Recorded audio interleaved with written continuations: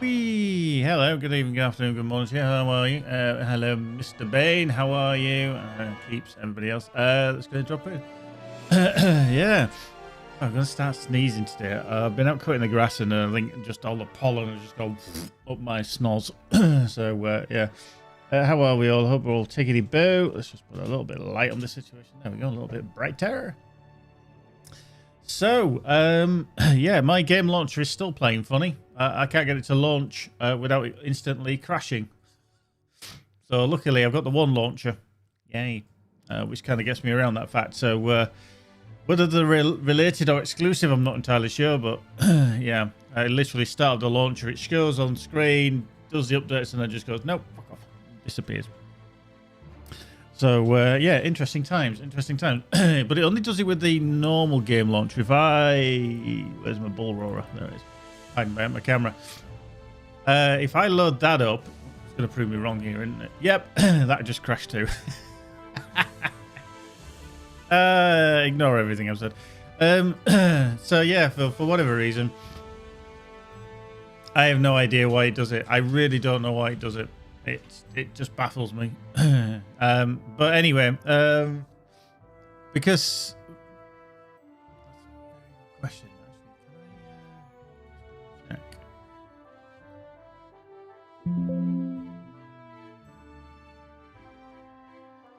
no, that's just going to be screen. Yeah, I should still be okay because you can. I'll test it anyway. That you can still get through to Bull Roar anyway. But yeah, tomorrow and Tuesday, for those of you who haven't seen, I know. Yeah, I can't remember how I got around the FPS thing going on. I mean, obviously it's chugging a little bit because I'm not actually in game. It smooths out once I'm in game. If I click out of game, it kind of goes down to 30 frames per second. But yeah, tomorrow we've got a special preview with regards the Mordor server. So those of you that are well aware, is going to be the new legendary server for EU players. Not only obviously is it a couple of things, EU players are going to get quite intrigued by the performance because it's going to be in an EU data center, which is nice. Also, we're going to have the test of the 64-bit servers, and also it's the kind of new legendary server, which is pretty much going to be all about the Veil of the Nine and all that kind of thing. Now, there's a special preview on Monday. Now, I don't know if there's certain people that have been invited. I haven't been invited to it or anything like that. So whether there's a specific set of people that are going to be on there, I'm not entirely sure. So I don't know.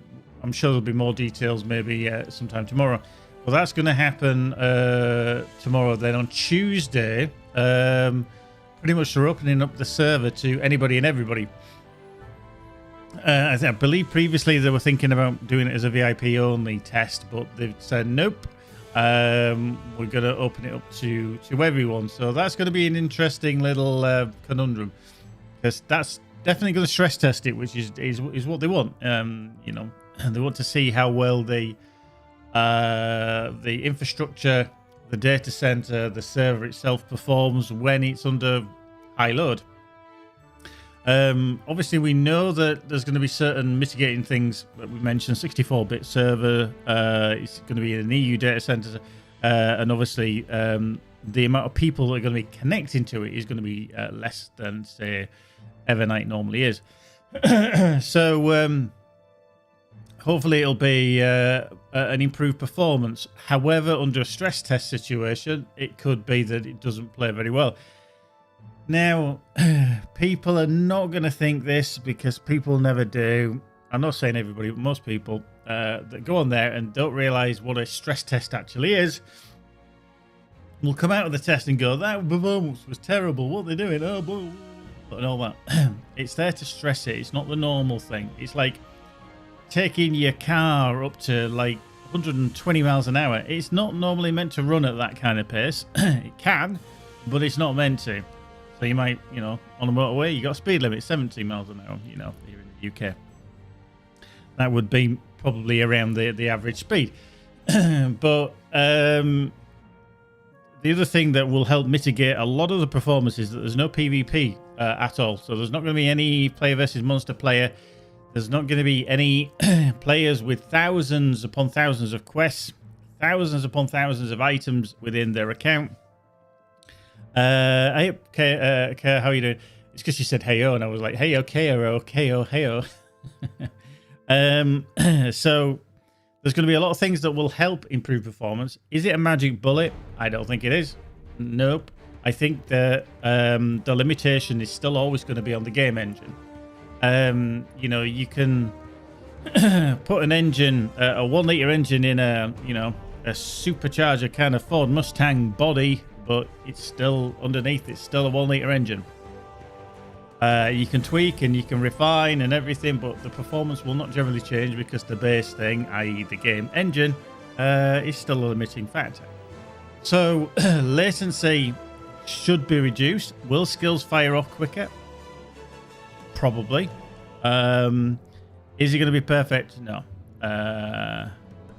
So yeah, the other thing about the Moors will, the good thing about the Mordor and the Angmar servers, they're not going to have Eton Moors at all. None whatsoever. They've kind of stripped them out and said, nope, that isn't the whole point of the thing. For a lot of people, they might be like, you know, why are you excluding that? I think a lot of it is down to the fact that they want to mitigate the performance issues, and they know that player versus monster player is one of those issues. But there's certain instances, such as Minas Tirith, ironically, right behind my character, is one of the big factors of lag within the game. Obviously, not only from a performance issue for you as a player, but how it affects everybody else, even if they aren't in that zone. So I believe from the chat that Cordovan had with Sevelin, the idea is that basically this whole thing, Minas Tirith gets kind of pushed off to its own kind of instance, and like, yeah, you just do that over there, you know, stop annoying everybody else. You can imagine Minas Tirith being like the annoying little kid in the class who just wants to be in everybody else's stuff. And it's like, no, you go play over there on your own little space and enjoy yourself, you know, that kind of thing. So that, I think, is going to help massively. But again, it's all a stress test. It's all going to be an interesting thing. They are going to have a member of the team spawning wraiths. So they're going to have ring wraiths wandering around during this test, because they're going to be spawning them, and I think then players are going to have to get together and kind of deal with them, which I think is a good thing, because we need to see how these things play out. So yeah, I'm intrigued with this. Now, the server, when they go live, the intimation is that they're going to be, I think, sometime mid-July. I would say mid to back end, because this test may go well, it may not go well. You know, who knows? And that could obviously, dependent, push things back even further. So I think that was the intimation, is around mid-July. So we're only like just over 2 weeks away from that. But I think, yeah, give it a little bit longer. We'll see how we fare with it. But for this stress test, just so everybody is aware, I'll put the link in the chat as well, so you can read what their plan is. It's going to be the stress test and the stress test only. Okay, so I must stress this. The stress test only is going to be available for every account type. You don't need to be a subscriber. You don't need to be a VIP. You can be free to play. Everything. Oh, Magic's getting sneezy over there as well. So that is where you are going to see a lot of people on there that aren't. I think it's quite canny. I think it's quite clever doing this, because A, it gives you more people to get into the server to stress test it. 2, if they see that the performance is better, could they become VIPs? I'm not being cynical here. You know, I think it's a good business strategy. That we need the game to kind of flourish. I'm not calling them out for being any way, shape or form, you know, underhand here. I just think it's a very good business strategy. But then 3, the servers will be when they go live. Okay, when they are live, not a bull roarer. Okay, when they go live as the separate entities of Angmar and Mordor, they will go back to being VIP only. Okay, so you have to be a subscriber, you have to be a lifetimer, whatever you are. And that is the only way that you would actually get onto these servers. But for the stress test and the stress test only, that is where you're going to be able to access Mordor. So literally, it is only going to be Mordor. Angmar, they haven't said anything about. I think they're obviously that's going to be in the US data center. They're going to be looking seriously at the data from Mordor of how it performs. Remember, 64-bit. People have been harping on about this for years and years and years. Like 64-bit, 64-bit, and I think just that and that alone will help massively. Even if we don't see the effect on the Mordor servers and the Angmar servers, literally because we've got maybe less numbers of players going on there.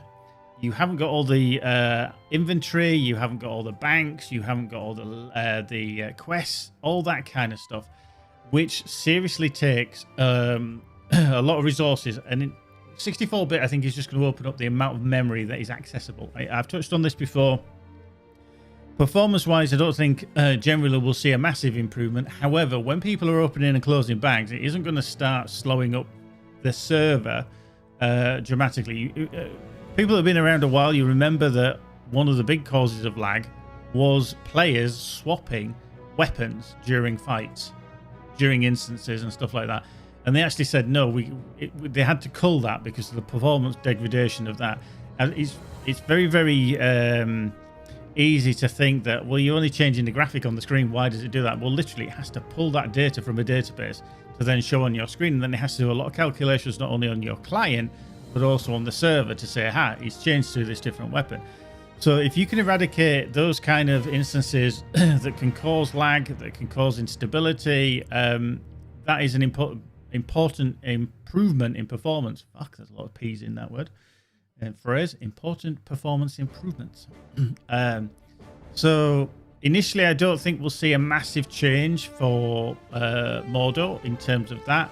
Again, just because everybody's going to be starting off at level 1. There's going to be a lot more people running around, obviously, because you're literally going to be starting at everybody is going to be starting at level 1.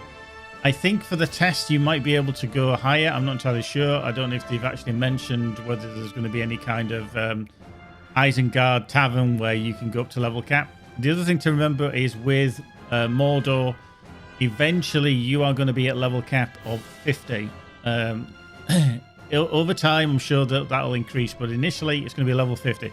Somebody somewhere is going to get to that within 1 day or 2 days. There's going to be, yay, server first, I'm level 50. Yeah, okay. Well, I mean, I'm intrigued. It's going to be a very short test. The performance, like I say, it's how much it benefits the other servers. They obviously want to roll these things out to the other servers eventually. But they even said maybe not all servers will actually get the upgrades, should we say. And there's been a lot of chatter from little snippets that I've read of people who are like, oh yeah, this is going to make this server run brilliant. Well, there's no guarantees that your server, whatever server you play on, will actually get this improvement. And that was something that Sevelin said in the stream with Cordovan. Now, you might think, well, why don't they do that? Okay, well, if your server is running okay under the performance of what it's already currently running, there's no point spending the time, the money, and the infrastructure, hardware as well, improving that, because data centers are expensive, and even if they own or rent or whatever, it's very expensive. It's a cost that they have to bear. So if your server is running fine, I know some people say that they're on a smaller server and they don't experience the lag or the issues that, say, Evernight does. I have to use Evernight because that's the only point of reference that I really have. There's no point making those improvements. Yes, they maybe could change them to 64-bit, but who knows? They will see on a per server basis whether this is going to roll out. But I think something like Evernight, Arkenstone, the busier servers they will probably get the upgrades 64-bit. Eventually, they may just roll it all out and just go, yeah, it's worth doing. But it is all down to how the performance checks out with this test. But are we going to get maybe a superficial kind of idea of how the servers perform with this stress test on Monday? Potentially. And like I say, it's all because players aren't going to have the massive list of quests that they've completed. They're not going to have the massive inventories that they've had on like, say, Evernight, for example. I mean, if anybody's ever gone into the game and then clicked the tab of a character that you've had for many years and maybe he's one level 150, and you click the completed tab, it usually takes a few seconds for that to change to list the completed, and all that data has to be pulled to your client because it's not stored locally. The reason being is that they don't want that data stored locally because otherwise people will start going, oh, I finished this quest, oh, I finished this quest, and changing the data.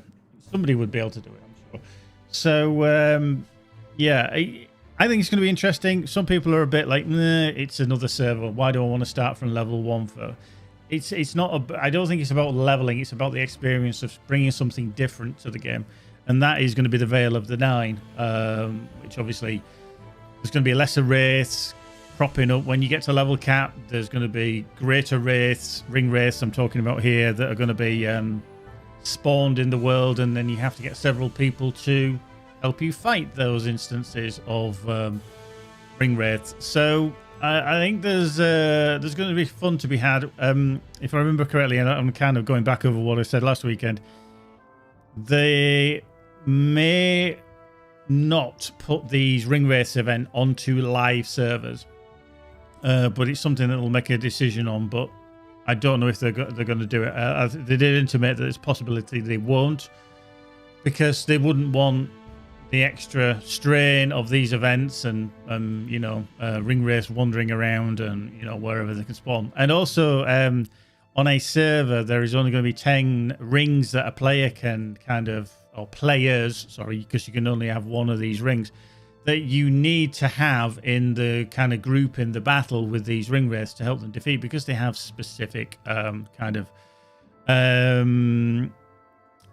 abilities that need negating, otherwise they're kind of invulnerable and they don't take any damage. So there's going to be 10 of these available. Hopefully, Kerr, yes, I'll be looking at the performance. Like I say, this is going to be on Tuesday. The preview is tomorrow, Monday the 1st of July, which I don't have access to. Again, if all of a sudden I am given access, then I'll dive on. But I've had no comment or emails from SSG on that, so it might be a select few.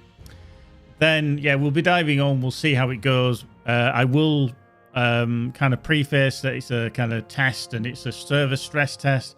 Performance might not be as it would normally be if all of a sudden there's hundreds of players all congregating around where there's going to be a ring wraith that's spawned by one of the devs. Then I expect the performance will still be bad, and people have got to kind of limit their expectations.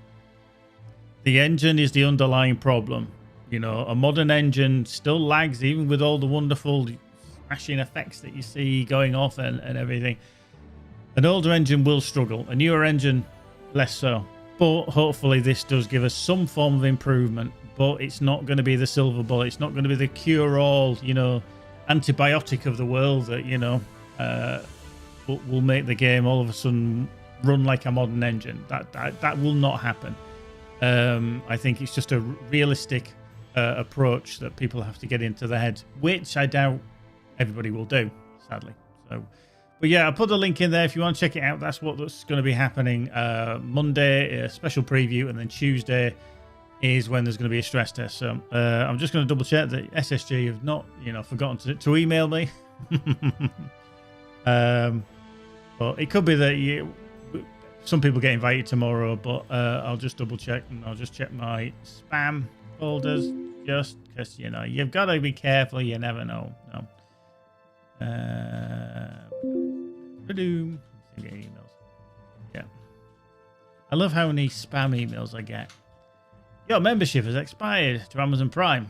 Really? I'm not surprised because I don't have it. It's like I don't actually. What are you talking about?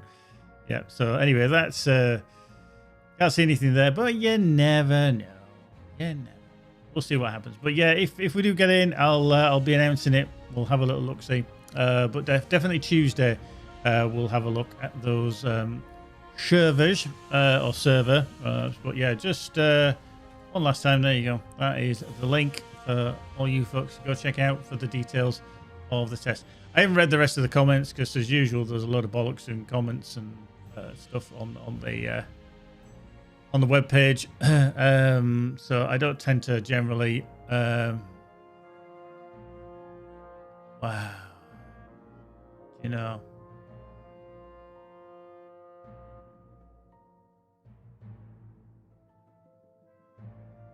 Yeah, see, I just literally read some of the comments in that thread, didn't I? And straight away, there's somebody, I'll call them Karen, giving it some beans about, you're just going to lose players. Great, more lag, blah, blah, blah. Try working on your existing servers.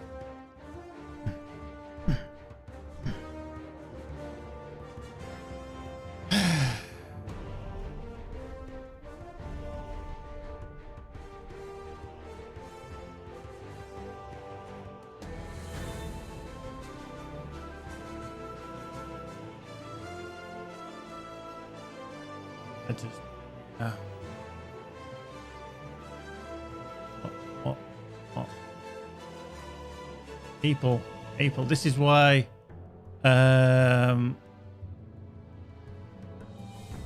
this is why I just don't peruse the forums, especially the LOTRO forum. Yeah,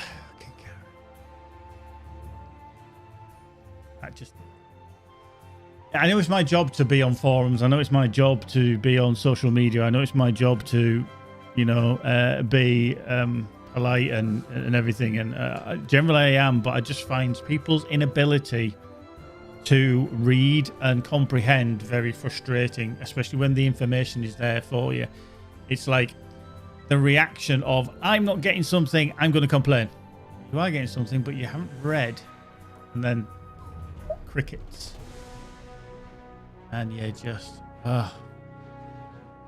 please, just read.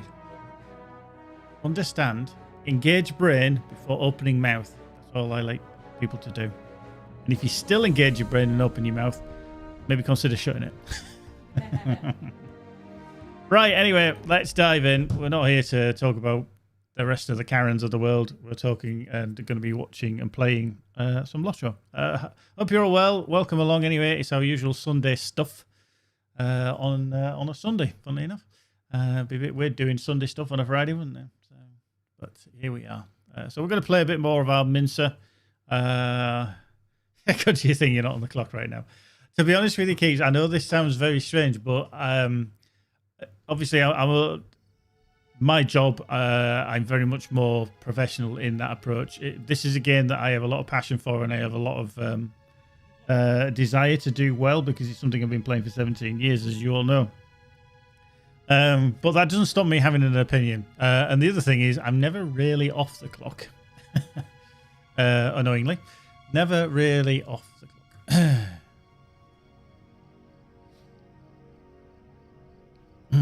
So, right. Okay. Have I got, yeah. Okay, still got that. So let's open up. What have we got? Silver for free. Hobby gift. Basic. Rubbish. Gold. 400. How are we doing in our shared storage? 310. So I'm still chock-a-block, so I need to do something about all these, don't I? That's a bit of a bugger. Oh, hello. How are we doing with our... Oh, crap. Okay, so up to 24. 1 month, 15 days. Okay. Let's just drag that out of there. Oh god, even these are full now. Yeah. The bicycle. Let's open that. Rooms. I'll open these up. Come on, come on. There we go. Marvelous. Yeah, so I think I've got to get to 120 for some of these, haven't I? Because, yeah, these are minimum 120. And I'm 119 and a little smidge. 119 and a smidge. I can't use any of them, but I am going to have to dive into there. I've still got some of the newer players. You won't actually know what these are, these heritage runes. The things that we used to use to increase our legendary items, but they've been changed to the reward tracks. And I've still got quite a few of them. Yeah, but they need to be on a minimum of 130, 130s. So yeah. Yeah, they're all 130s. Oh, 120. So I've got one. Oh, actually, I'll be able to use that one soon. That's quite handy. Yeah. Right. So we were here in the Beyonding Husk, weren't we? Because I wanted to head off on our little journey around here. What I just want to do, because I've just got those things. Let me just go there. Let's just improve our legendary, shall we? Right, I can have 3. You can have a 10. That's use them up. There we go. Anything else? Oh, that's fine. What was that? Oh, enhancement rooms. Okay, to there. What's that? Okay, so legendary tracery. Alright, so tracery level 116. Okay, let's open that up. What did it give us? What did it give us? A Triumphant Spirit cooldown and crit. I don't think I even used that one. I really don't think I do. Nope. Nope. So look at this then.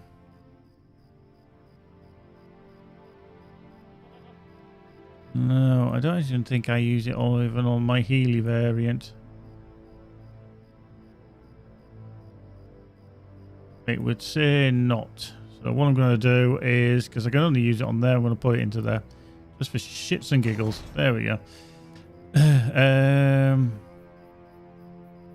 That's there.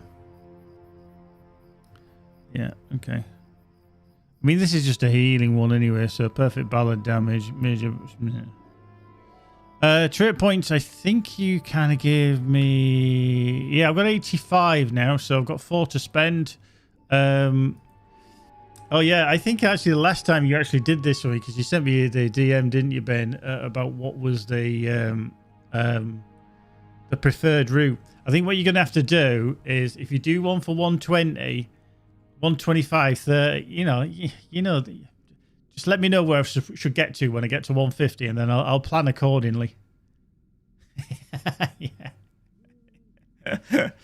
Just let me know what's the best way when I get to 150. I'll aim for that. However I get there, to be honest with you, I'm doing okay with the content. I'm not too worried. I think it's been going quite well. Actually, I just wanted to do. Let me plug that into there.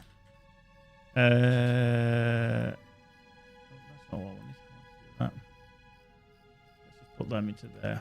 Come on. Yeah. There we go. Give us a little bit. Biff baff buff. Biff baff buff. Right. Quests are Hultvis, Rush, Floodfells, Lavender, Wheat Seeds, Honeybell in the Beonians lands, Vegbar, Grimbeorn. Oh yeah. Talked to one of the hunters in Hultvis. So yeah, we've got a few things to do. Hello.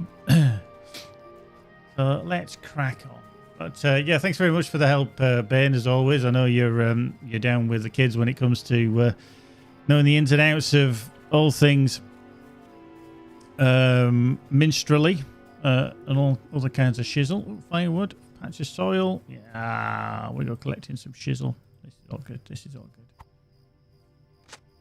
Right, interestingly, I wonder if I can do this on horseback, or whether it's going to kick me off if I do it on the horse. Yes, we'll see. We'll see. Now,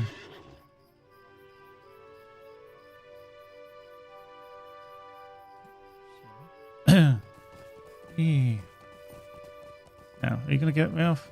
Yeah, you are. Right, okay, let's pick up some lavender.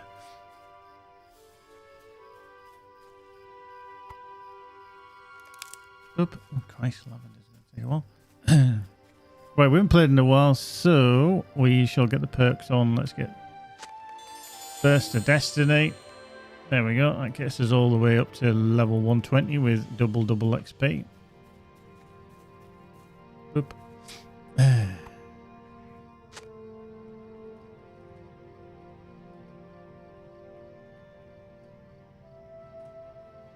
Oop.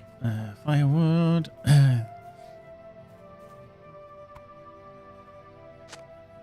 Yeah, I do get the feeling that the minstrel eventually will be a bit like the burglar, where great to level and all of a sudden I'll get to about, I don't know, I don't know, maybe 140 and then they'll nerf the shit out of it or something like that. Yeah.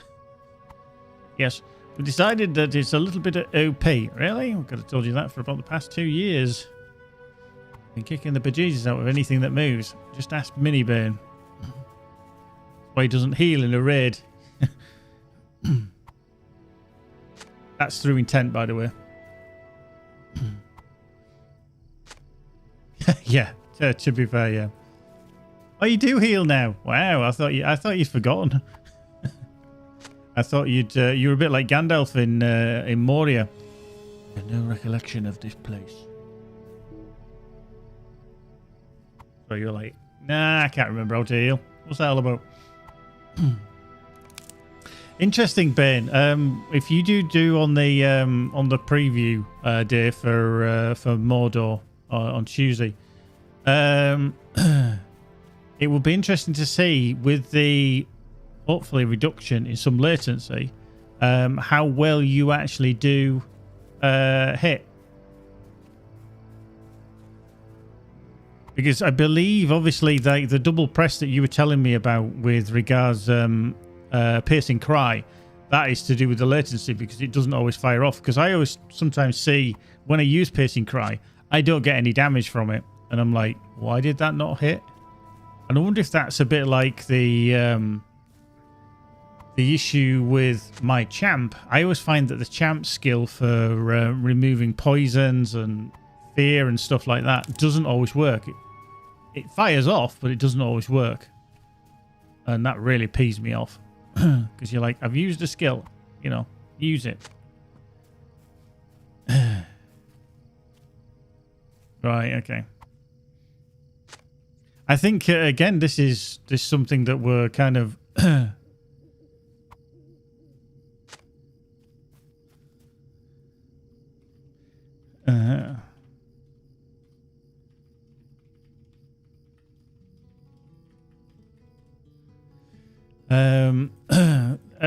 a fall down of the game engine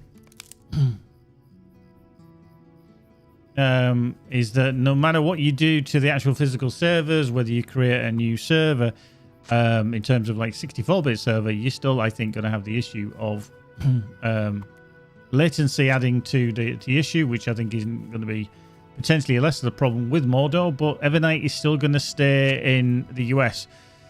So I don't expect to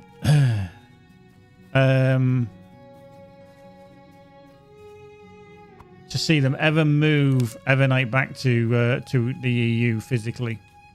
I think it's too costly for a company that's obviously, or a game that's running on a specific kind of budget. I can't see that they're going to then all of a sudden pay another company to host their games. I know they're doing it with Mordor, and that, but I think that is generally a one-off. I don't think it's ever going to be a permanent thing. Just like I said, data hosting and everything, hardware rental is very expensive. Right, hang on. Okay, we just need to carry on a little bit. Orcs and wargs around here, aren't we? Yeah. Okay. Oh yeah, orcs eat, warg eat.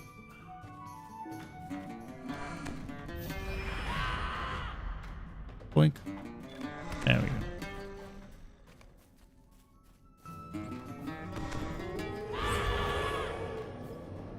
See there, I fired it and it didn't even do anything.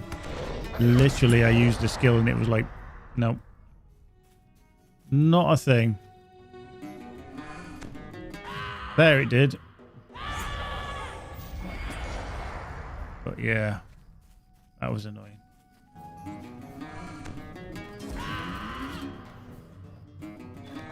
Oop.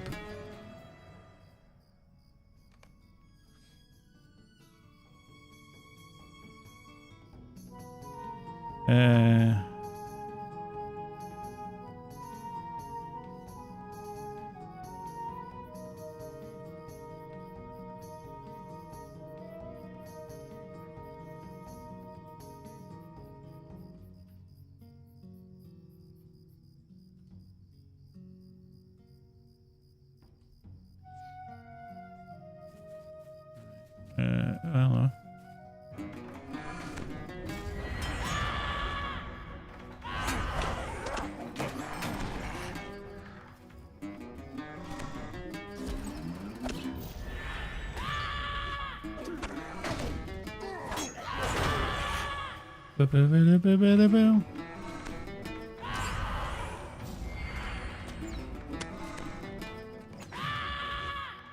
There's the other pen.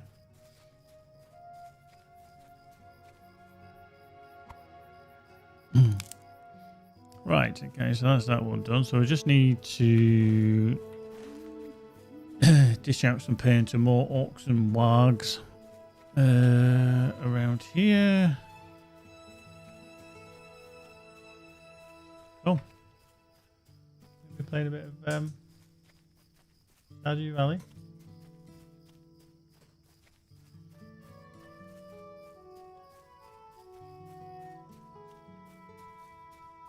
Oh yeah, I was going to do that this morning.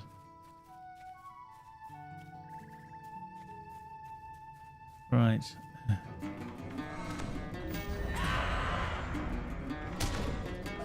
Boink.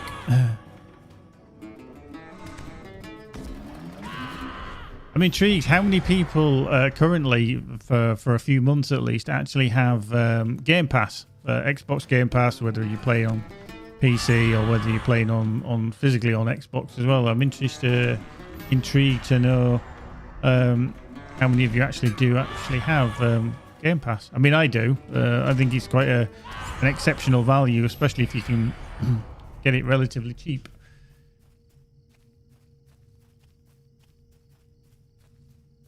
Yeah, they did do some like a freebie months through Discord.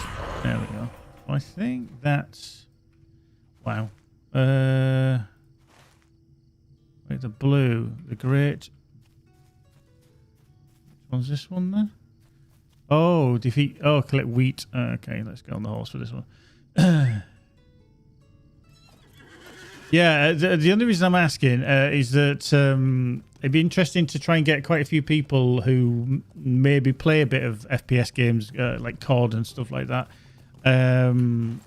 Onto for obviously COD 6 or Black Ops 6, which is coming out. It'll be interesting to see how many people are interested in doing like a little group on there when the game launches. Obviously, it's not out yet, but you know, it'll be obviously in the future. Boink. Right, pesky bugs. Let's do that one. Veil flies. I fucking hate the veil flies here. Excellent. No worries, Ben. Oh, hello. But yeah, whenever you get a chance, just send me your build for 150, and I'll have a look at it.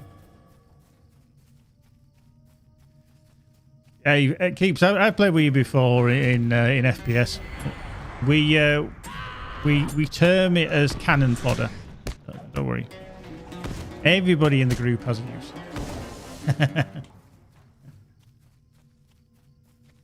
Right, okay. Some more seeds. Veil flies.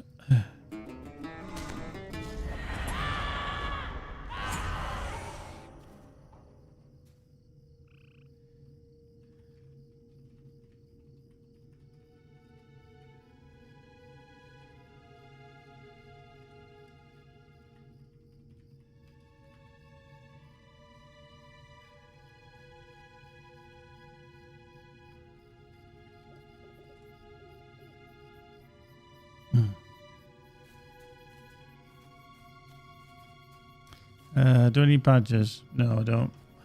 Veil flies. For you.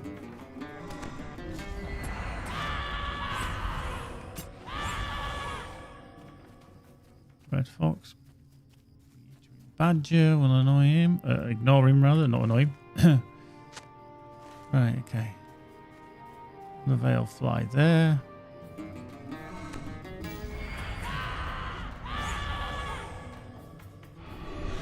Boink. Cool.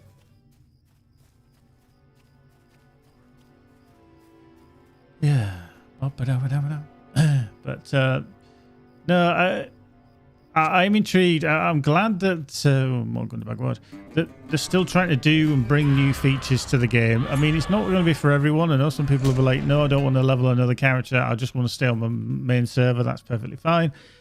But having something like the events, like world bosses and stuff like that, I think is something that's potentially cool for the game. However they implement it. I think if we don't have things like that, the game is just going to get staler and staler, and people are just going to start ignoring it. So I think having something that can, drag people in and get them playing the game, and I think it'll be an interesting. Well, I'll try that in English. New feature. So yeah, I'm all for it. I'd rather they put time and effort into doing something to keep the game alive than just resting on the laurels. And there's a lot of passion still in the team, and I think for a lot of people that left and came back, and hopefully they can take on a few more staff just to help out. We'll keep the game alive for a lot longer. Yeah, everybody has their ups and downs with the game. I've kind of, I just don't have time to be honest to play as much as I used to, which can be annoying. I'll say that because, I literally just don't have the time. But by the same token, I want something to be there that, hello, to pretty much drag me back in. Wow. Oh, yeah, I remember this now. Oh, yeah, God, yeah.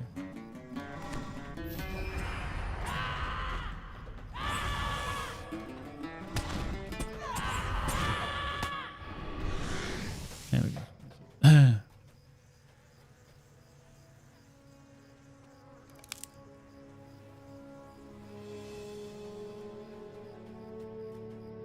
Yeah, I mean, if we look at it, it is a form of addiction, and you do like it, and it's a hook into the game. And I think if I'm honest, would I be playing LOTRO for 17 years if I'd have been a non-lifetimer? I'm not too sure. I think other things may have taken my interest rather than than playing LOTRO. But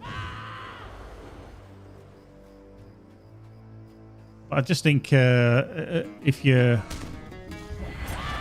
aware of the ability to oh, hang on, it's him there, isn't he? This just fail. Do I need? Oh yeah, I need to do the whole Huons. Kind of aware of any kind of addiction. It can be not necessarily bad at times, but you've just got to be aware to step away and sometimes maybe sample other things, other bits of life. And that's why I've been playing a lot of other games. Ooh, hello, clutch root. Oh, Magic's throwing stuff around. Uh-huh.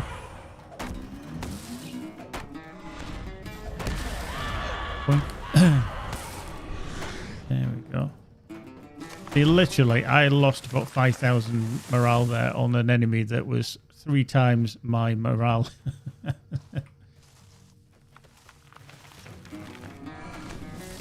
But yeah, I like to step away and play other games. I mean, I'm slowly ploughing through Baldur's Gate 3, which for some people is like, not their bag. I always wanted to play it. It was just finding the time to do it, and sometimes you don't have that time. Hello.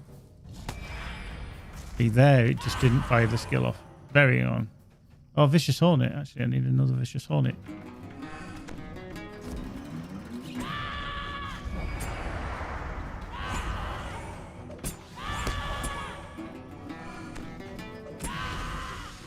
That's not done. Ruby. Moving on. Let's get out of here. Whee. But yeah, I've been a couple of nights. I've been playing a bit of Helldivers 2. I don't always want to stream after, like I said, being sat at the PC all day. So sometimes it's just nice just to step away and do a little bit of change of pace. But yeah, I still think Helldivers 2 is still a great game. If you've not played it, then it's definitely a worthwhile investment. I don't even know if it's on Steam sale at the moment. Well, I'll just have a little look-see. Let's have a little look-see. Let's just load up Steam. See if it is on sale.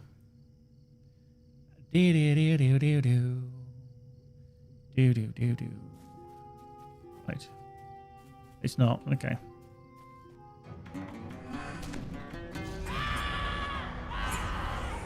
It's actually quite surprising. I would have thought that they would have been. I'm actually very surprised at.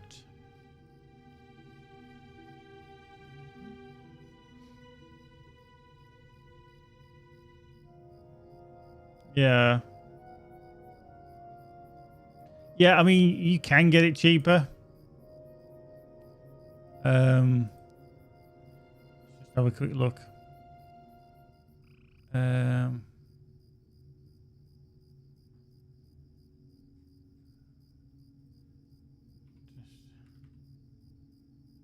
Yeah, you can get it for 25 quid.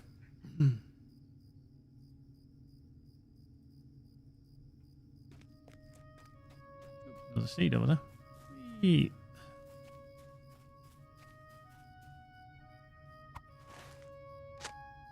Okay, something over here is showing.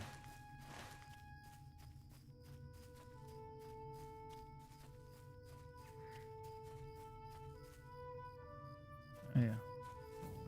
Fail fly.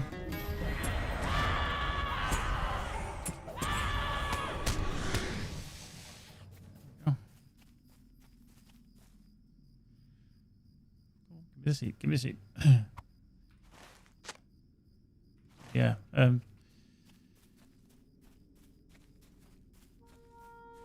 No worries, Keeps. We shall see you in a bit. Right. Let's dive over here.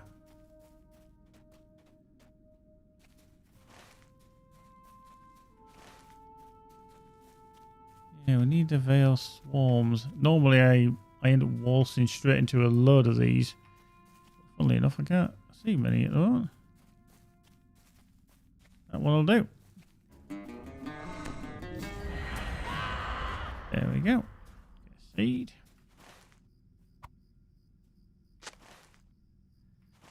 Okay. Right, another seed there. That veil heart is probably going to complain. Yeah. Tough. Onwards.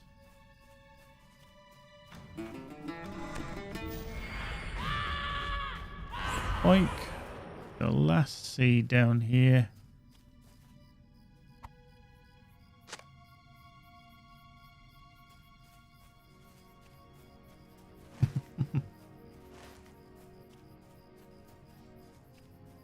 Working for a living? All too much. How do you know? Alright, so. Okay. Right, so Biting Veil swarms. There's one. Can't see what the frick I was aiming at though. There we go. 5.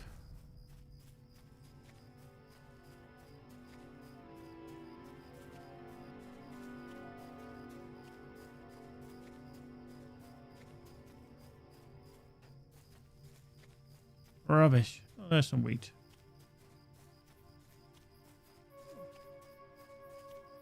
Oh, what?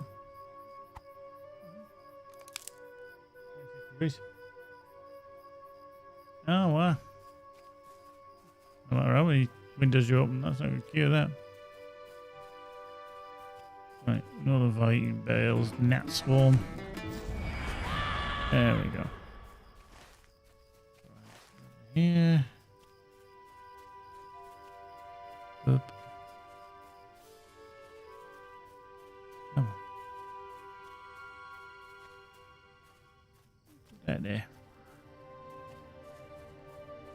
Yeah. You say hello. I say goodbye. Hello, hello.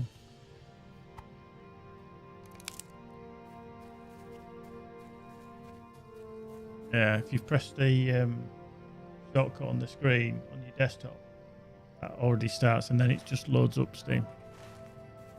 Hello, you do.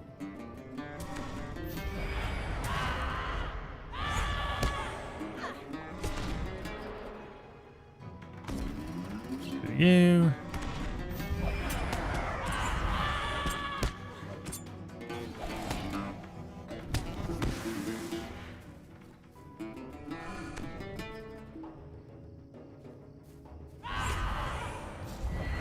Boom, pesky bugs finished. Nice.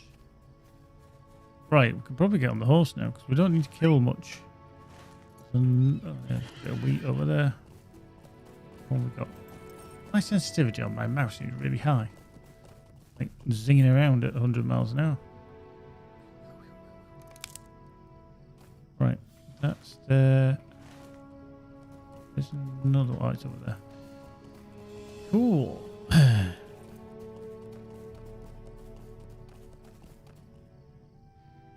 Interesting. I think obviously when you create a new character on any server, you obviously get a... if you've been around a while anyway, you've got all the anniversary boxes and all that kind of stuff that always takes a while to filter through. They did say that they're thinking about looking at ways to mitigate that because it's problematic. Also, it puts a kind of a strain on the servers because it has to basically pull all that bloody information. So it'd be interesting to see how they get around that. Whether it's some kind of escrow that things are held in, and then you have to go speak to a barter or some description. But yeah, I think that'll be a handy way to mitigate that problem. I'm going in the wrong direction. You want to be going over here. Bagwag. This is Gunderbag Central, isn't it? Wag, woof woof. Oh, there we go. Snarling Den, yeah. Enter Ilgraf. Ilgraf. I want to say it.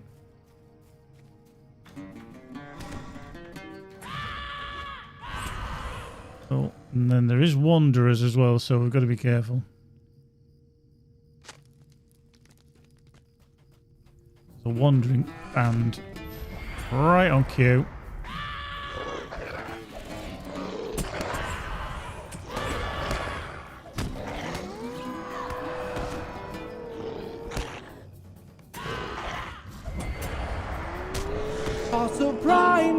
Thank you very much. Oh, viewers of plenty. Oh, viewers of plenty. Whoa. There we go. Like an opera singer. Something like that. Thank you very much, Jess. As always, you absolute legend.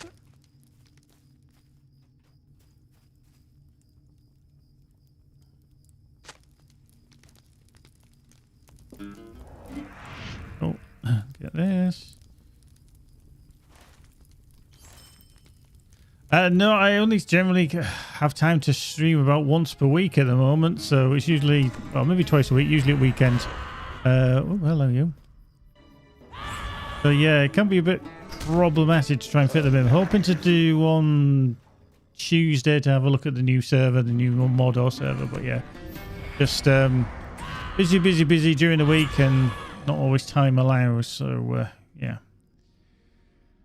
Try and get in when I can.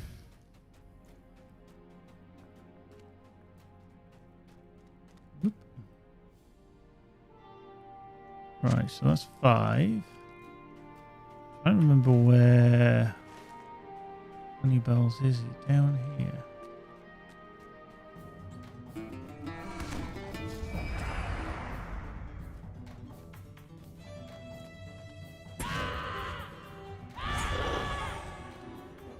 And you. Oop.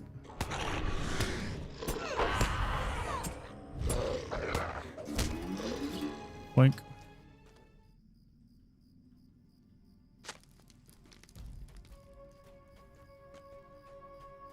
Okay, there's somebody else here. Who are you? You are a level 120 champ.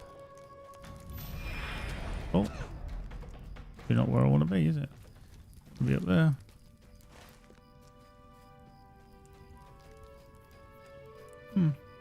Weird. Okay, so they're doing that as well. Okay. Just need to find that's your funny bell actually is. I can't remember. I mean, I know it's kind of carcass territory. We're not going to be finding Oni Bell.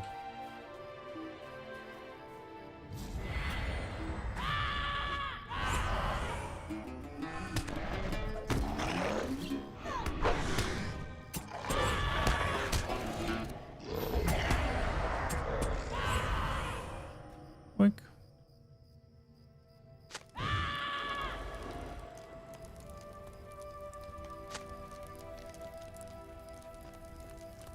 So, let's go up the hill.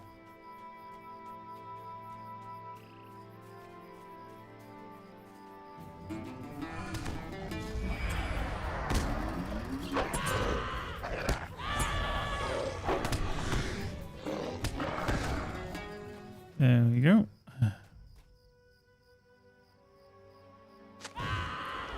Arlington is done. Yeah.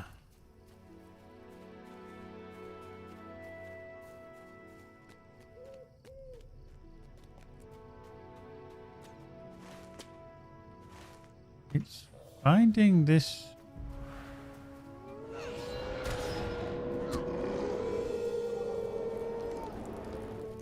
particular. Oh yeah, there it is. It's the cowbell up here.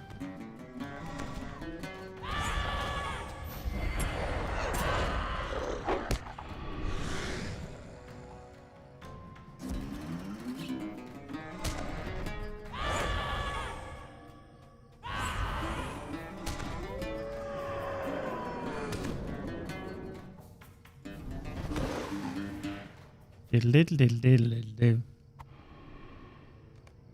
Cool. That's 7 found. Done. Job's good. Whee, toss myself off. Whee, toss myself off.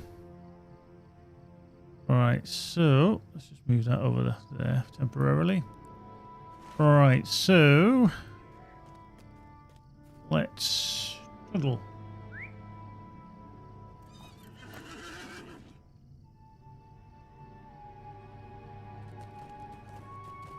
Let's go around. Through. Go around. Not through. Okay. There's been the Veils of Anduin there. Not necessarily a good thing.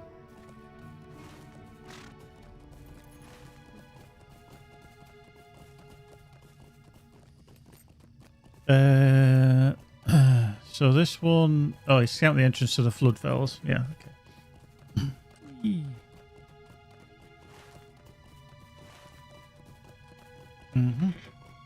Yeah, because a lot of all these quests are all obviously around 120, which is ideal because I just want to be pushing slightly ahead from what I actually am on currently. I mean, I could quite happily or easily do maybe 2 or 3 levels above, especially with this minstrel. Just bloody overpowered, I say.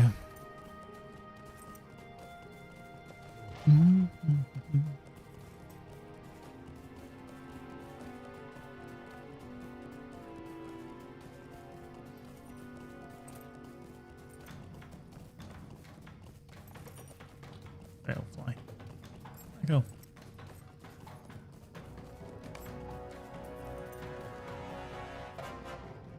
Still coming.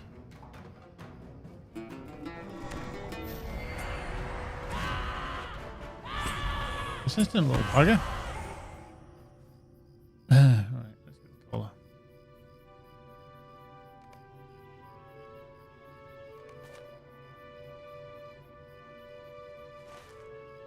Yeah, okay, so we've done that.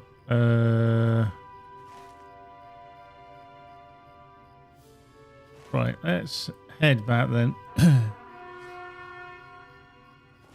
So, halt this, we need to go to Wolfdean's. Yeah. But we'll head back to the Bjorning Hus. While we're getting smacked by all manner of creatures. Well, I hope you're all well. Hope you're all tickety-boo this fine Sunday. Yeah, I forgot what day it is. It's a day of the week. It's the last, technically the last one, the start of the week. Yeah, start or end on a Sunday.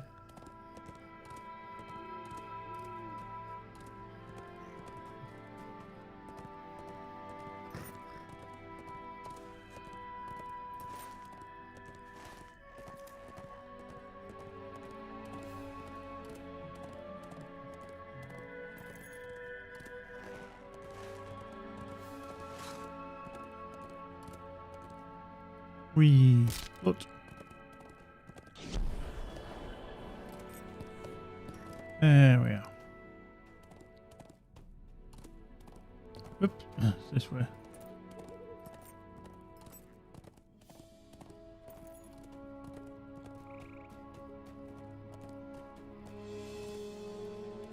Right, let's head into here. Speak to a few of the peeps. Yeah, Grimbion. Oh. You have done more than I asked. I know that. Isn't.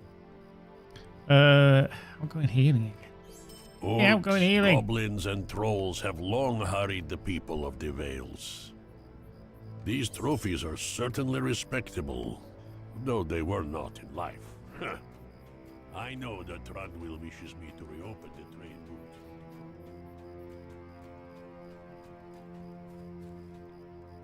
Use that.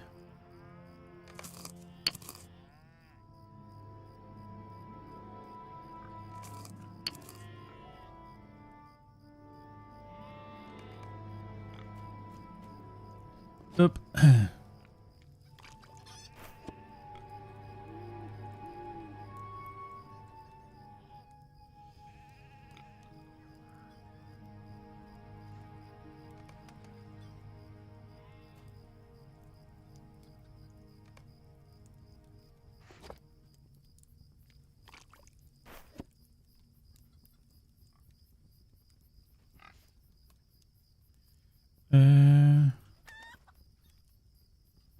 Did that do?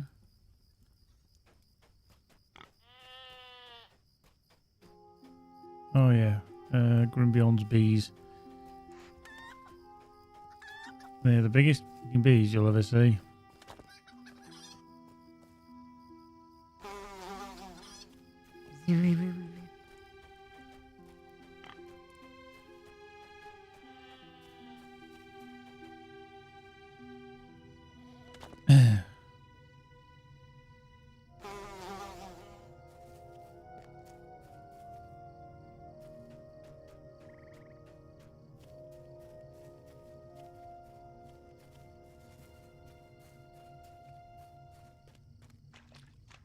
There is little we can do to protect the Vales.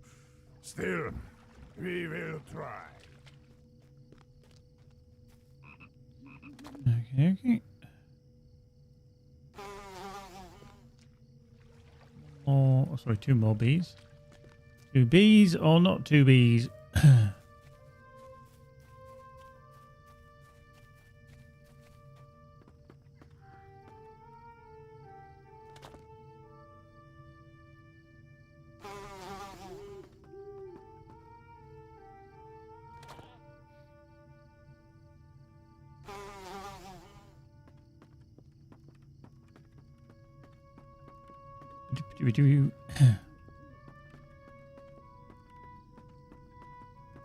Tree going through there. Oop. Today is a good day in the wilds. The bees are buzzing and the birds are singing. Our bees are buzzing and the birds are singing. Oop.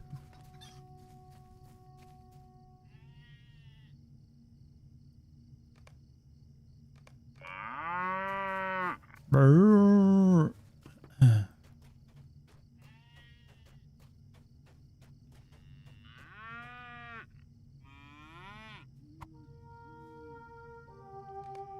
Exceptional eggs.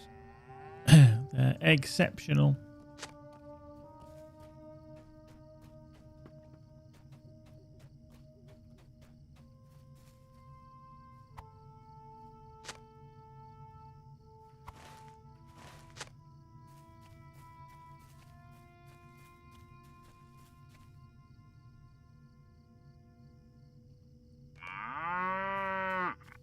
I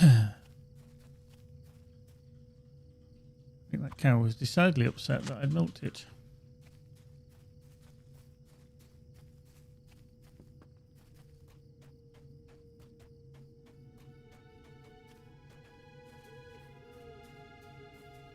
Oop. There's Aldous, and there would be Honeybell. The bees are buzzing, the birds are singing.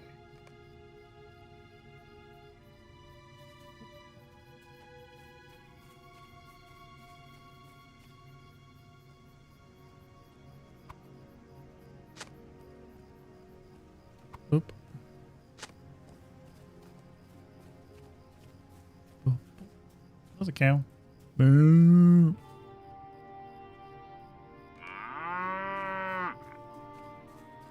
Eggs. What did you do on a Sunday afternoon? Well, I kind of collected some eggs. Milked a cow. Is there no end to our troubles? Collected There some is mushrooms. little we can do to protect the Vales. Milked some more cows. Had some bees. Whacked a few wugs.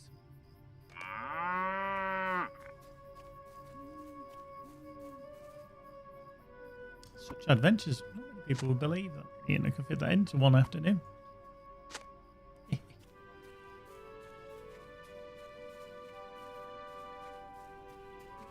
Nearly all the eggs. There we go. And some milk. Collect mushrooms. Not mushrooms. Ah. This one is the... oh yeah, that's for the wine, isn't it? The grapes or whatever.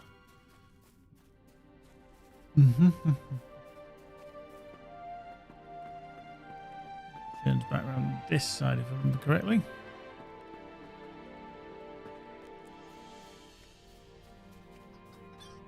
Wrong. There. Damn it. Don't get her.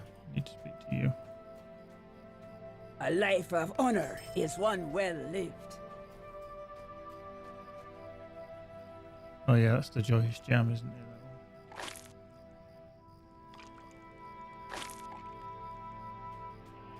Whoop. It's a bright day in the Vales. Yep, it's a bright day in the Vale. Let's get on the horse then. Let's get there.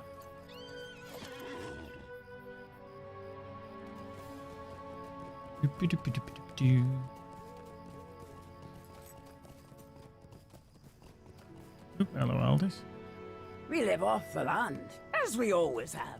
It is of the Vale. Oh, we can do that eventually, can't we?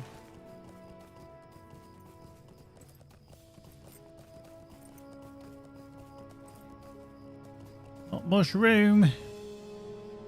Boom. Oh, badger. Oh, yeah, I forgot about them. Badgers come out and smack you in the face.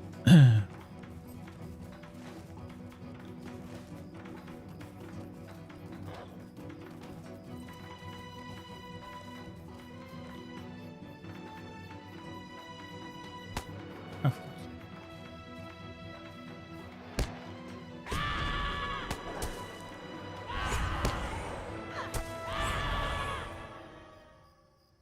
Back on the horse, so we can get out of here quick.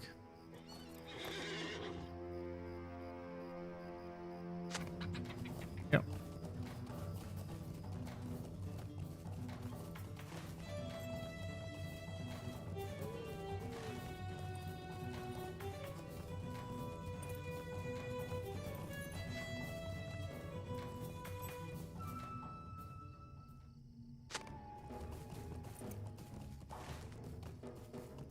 Right, let's just go along to the gate. Quite close to it.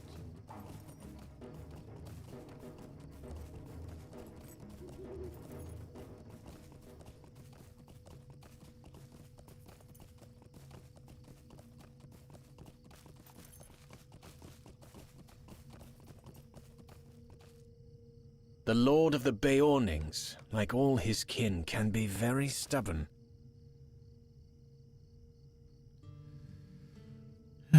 Okay, can we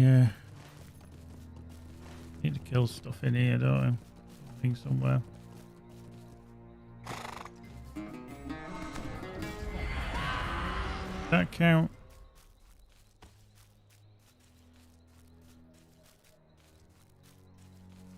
I think it did.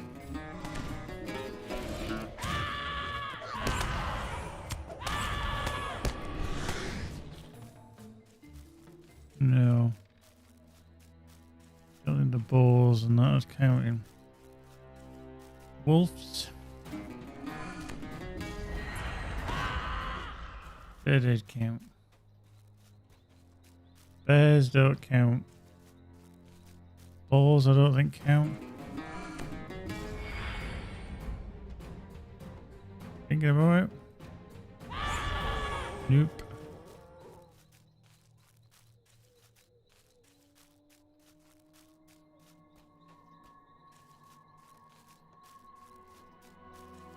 Wow. Rubbish.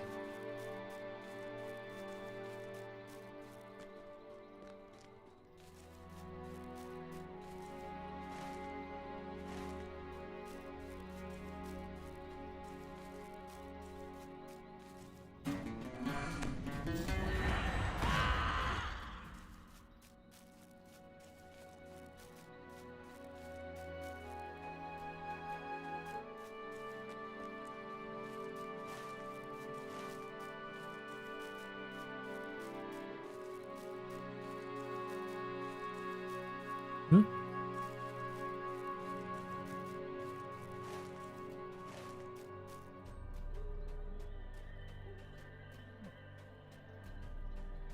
Bears and books and balls and stuff, but stuff is a little bit limited.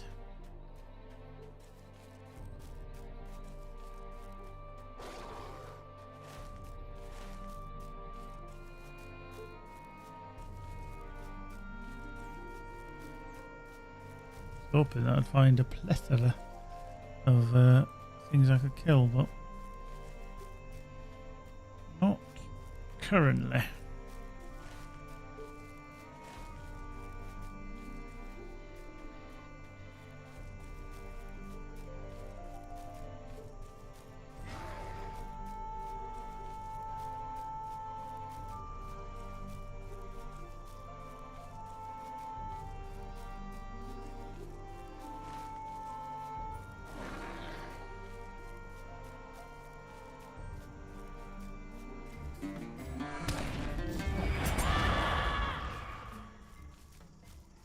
Only been the wolves that I managed to find that had,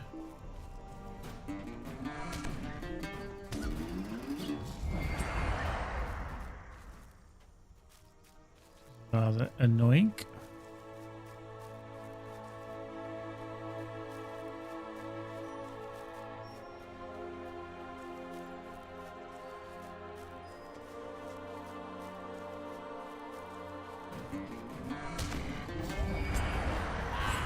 Oh, balls. Bloody bear. That didn't count. That didn't count.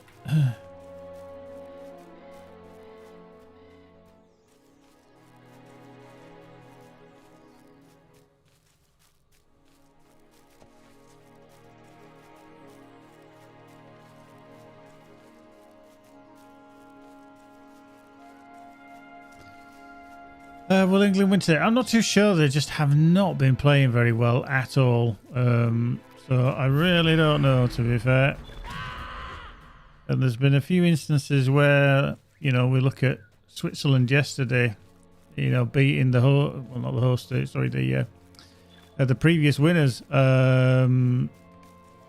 And, you know, it could all go pear-shaped.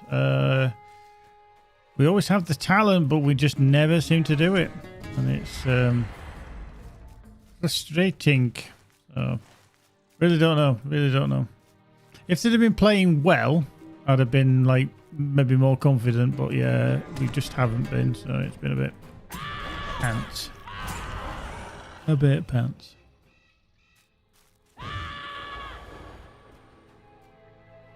Eee.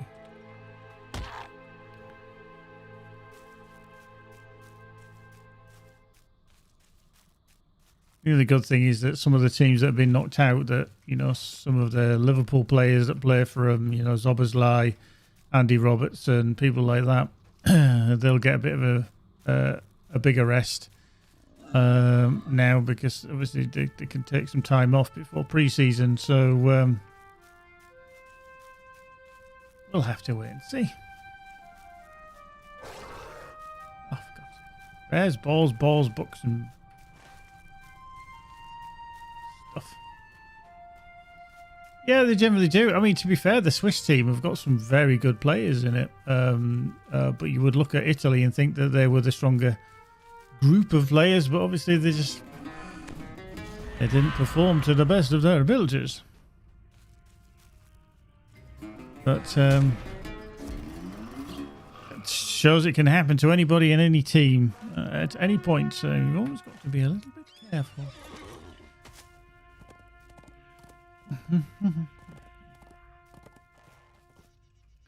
Whoa.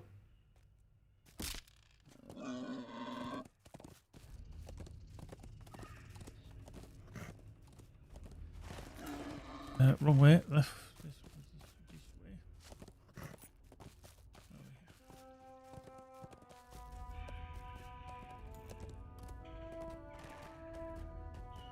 way. Up here. There we go. Yeah, they've got some good players of the Swiss team. I mean, there's quite a few. It's weird because you always forget when they come from, like, countries that aren't known for being a powerhouse, but you can have a few good players that can really make the rest of the team tick. And I think that's the case with Switzerland. Will they win it? I'd be very surprised. I actually think Germany will win it, being the hosts, and they're actually playing quite well. Although, you know, against the Danes yesterday, the Denmark team, they did, I think, get quite lucky. I don't think that handball that they got the penalty for was anywhere near them in handball. And the offside, literally, that they gave to the Denmark team was literally 1 centimetre. And the whole point of VAR was to check that there wasn't any kind of clear and obvious error, not to meticulously, you know, check every little goddamn detail. But that's what we've turned it down to, and I think that's also why we have the problem with VAR in the English Premier League. It's too meticulous. But my argument is that I would paint my boots the same colour as the grass, or as near as damn it, so that if somebody saw your shoe on the VAR, I'd be like, yeah, how can you tell for definite that's where my shoe ends? It should be clear and obvious. So if literally a player is, you know, their leg is, you know, outside of where they should potentially be, then yeah, it's definitely something they should look at. But if it's just a toe, that's too meticulous. It's spoiling it as well.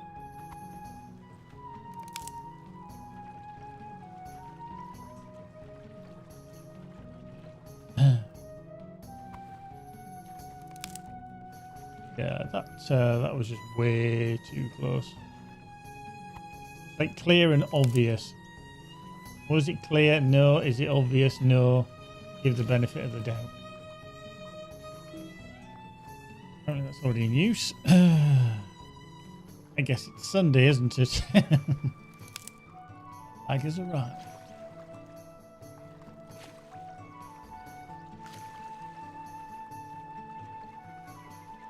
I think the other thing that causes a problem is that with the new tools available, the referees are kind of in a what we called a rock and a hard place. So you caught between a stone and a wall kind of thing. Is that they have the tools available, but they don't want to get it wrong. Because they're then saying, why didn't you use VAR? And it's like, well, we've created a problem now because you're over-reliant on it. And then it just takes way too long. I think the worst indictment for certainly VAR and our English Premier League refs is that everybody else's decision when it comes to VAR has been like 30 seconds and they've had it done, decided, yeah, offside, onside, whatever. When the English referees got involved, it was like 3 minutes. And they were like, why is it taking us so long to make a decision? Like, come on, just...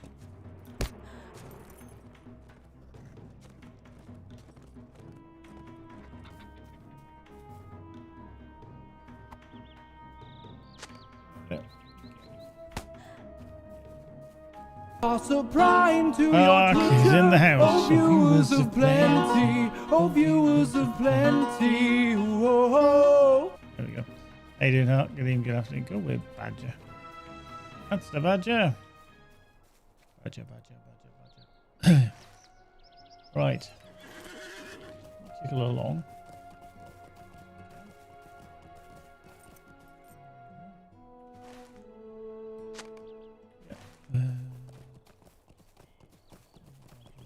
Hello. My character's disappeared. Okay. Ow! Badger is not happy. Happy Badger.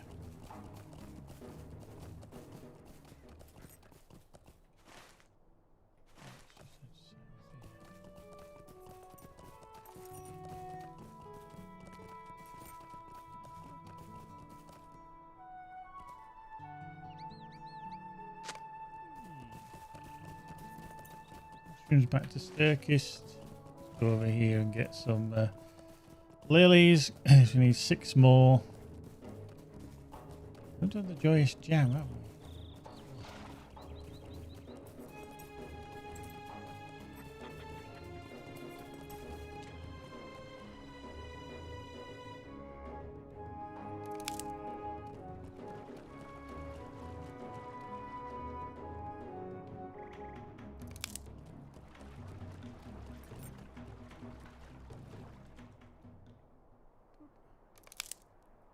Right, 3 more.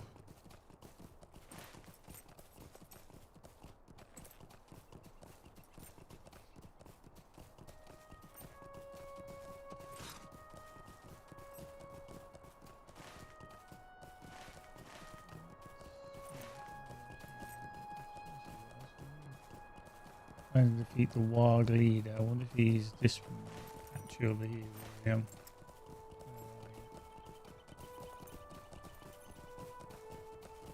There you are. Oh, yeah.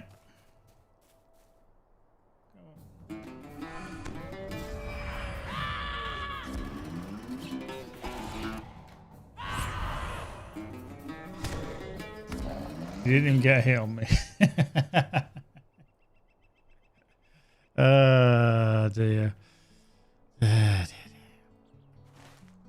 It didn't even get a tippy tap tippity.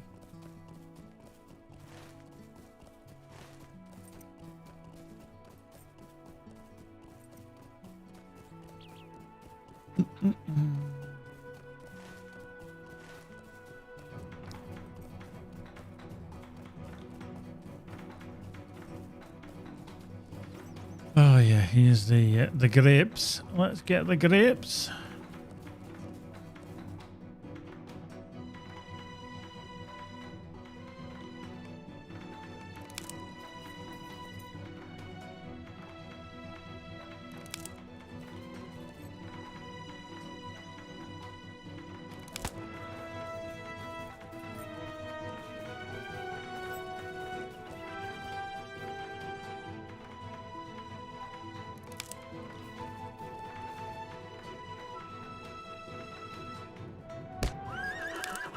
Wow, just rude.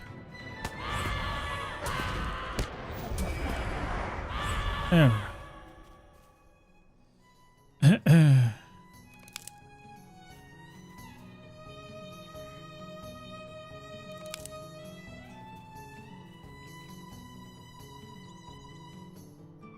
Cool. Right, we still need...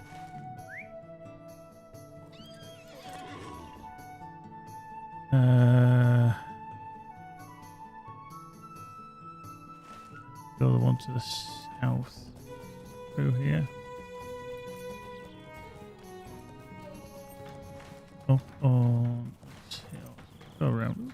You all know? Hello, Mr. Vale Huon. How are you? Yeah, okay. You're just going to attack me, are you? Very nice. What have I ever done to deserve that, eh? Eh?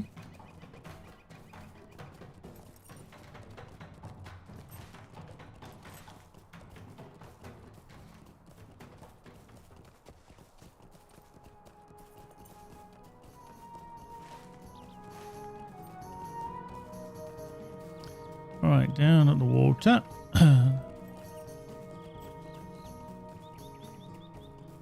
There we go.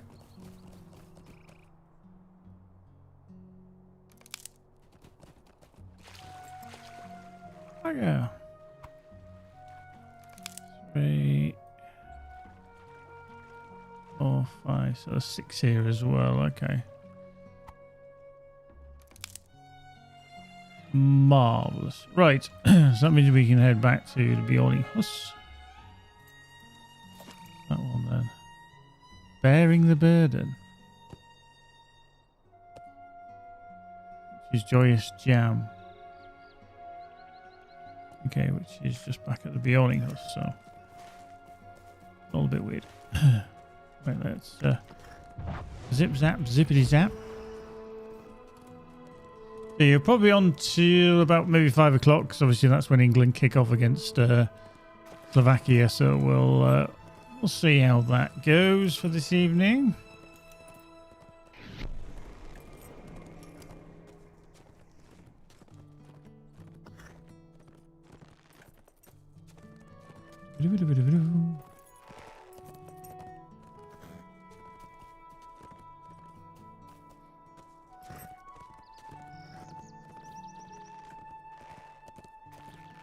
Right, through here, and okay, we're here. Yep. We go back to Sturkis and say, "Hey, yo, here's some mushrooms. A mushroom? Plenty of room." There is little we can do to protect the Vales. Still, we will try. Here, there's the tub. Wash your feet.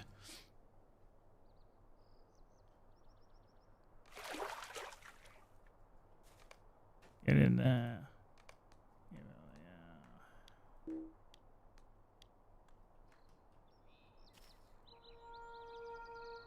I just found it quite fascinating that they thought, yeah, we'll stand all over the stuff that we're going to eat. Even after washing it. Like, what? Okay, where's the half-empty honey jar? It's over here.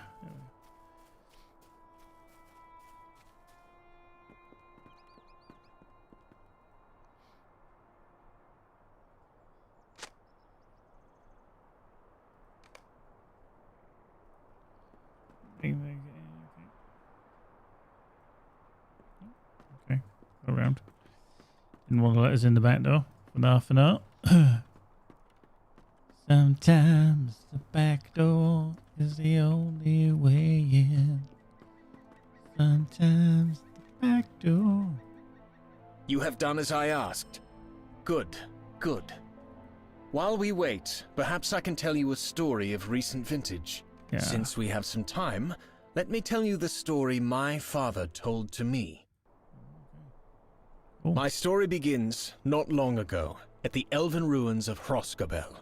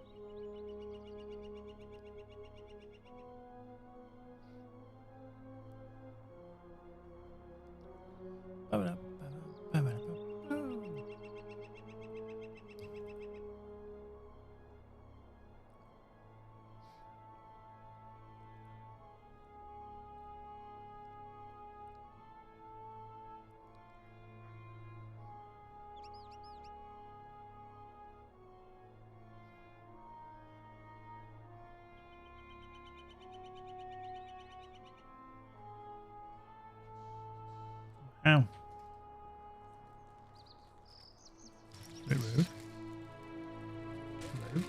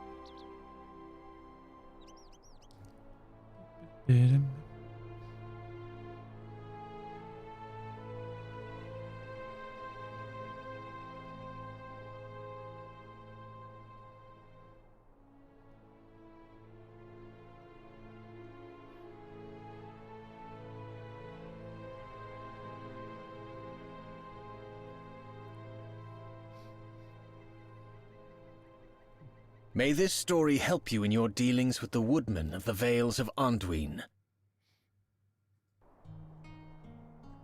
Indeed. Grimbeorn has a gruff demeanor, but he cares much for the There Vales we of go. Anduin and the people who live 120. there. Ah, I believe Grimbeorn awaits us with his reply.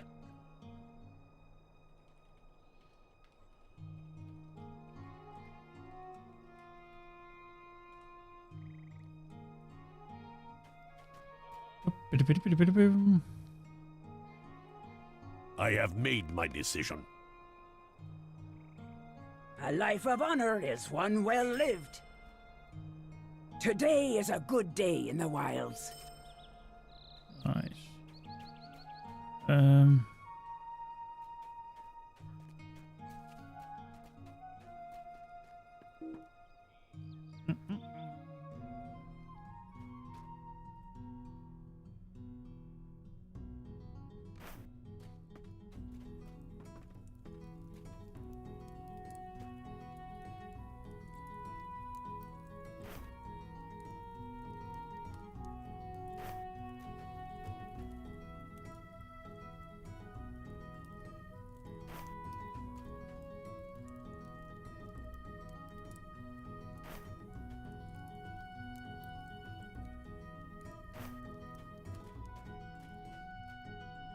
These lilies everywhere. Bloody everywhere.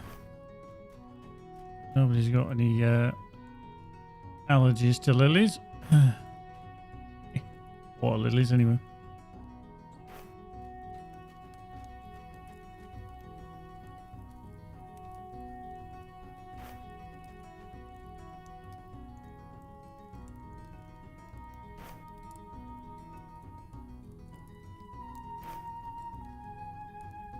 It is a bright day in the Vales. Right. A good bake and the bottom is not soggy at all. That's the kind of stuff that you want to hear. Yeah, definitely don't want a soggy bottom. I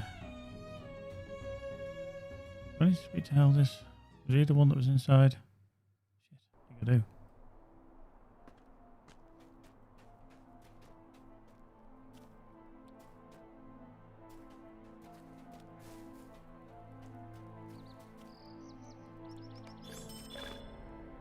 Oh.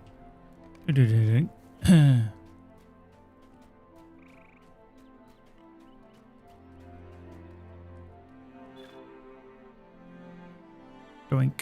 I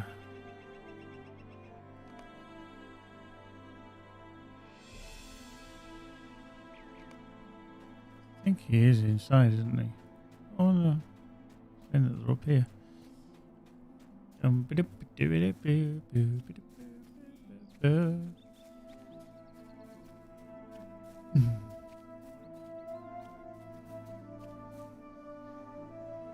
It's a bright day in the Vales. A bright day in the Vales.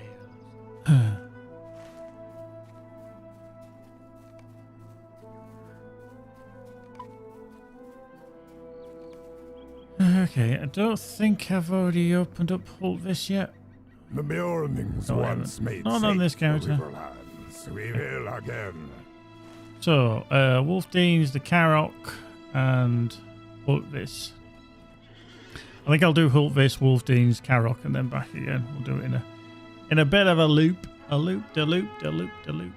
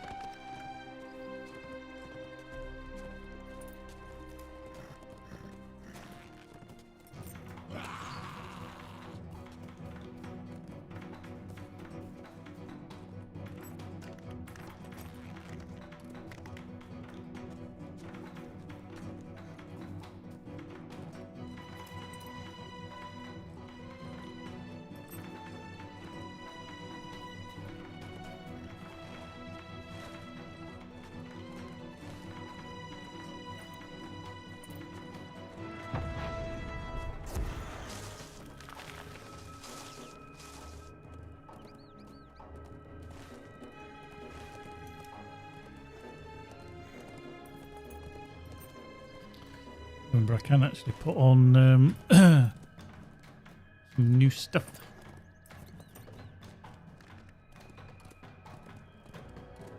New gear, haven't I?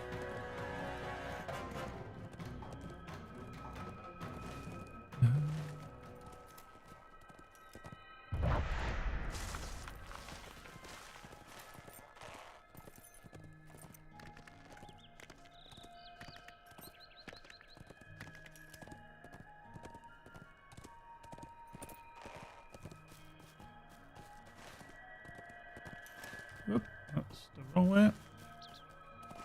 Maybe this way.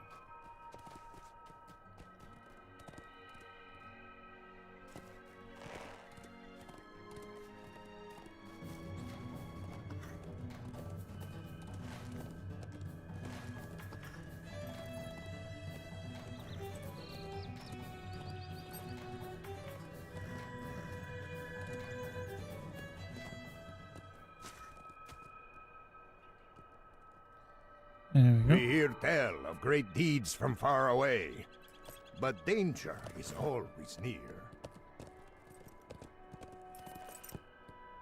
Can it be?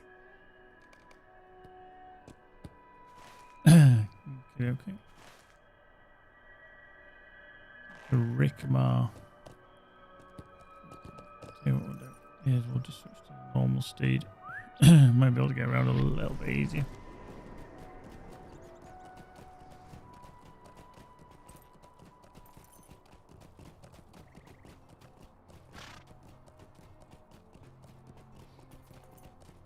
Diddle-oo.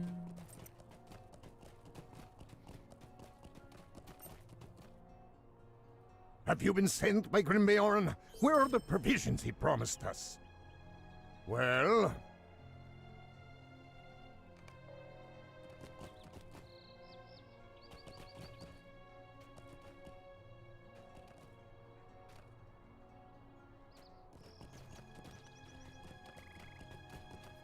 Right, let's head back out.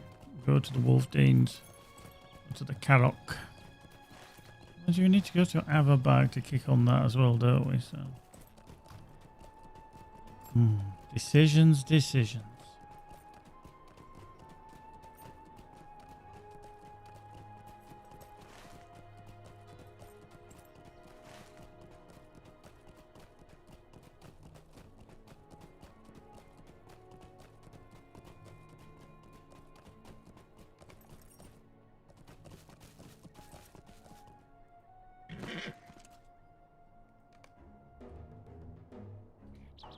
Oh.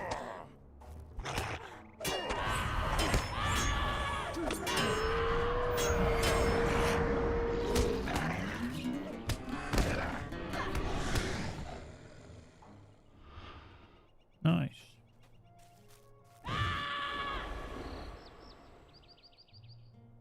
Well, we're nearly out of space here. Shop.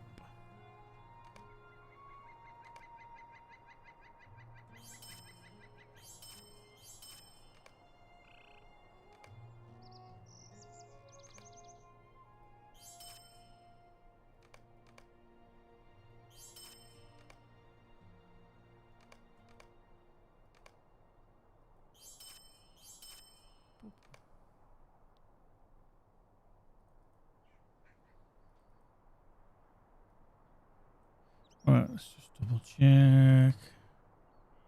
We do need a reforge.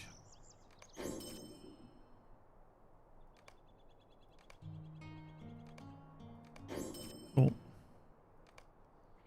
Give them a little bit of a biff baff buff bonus.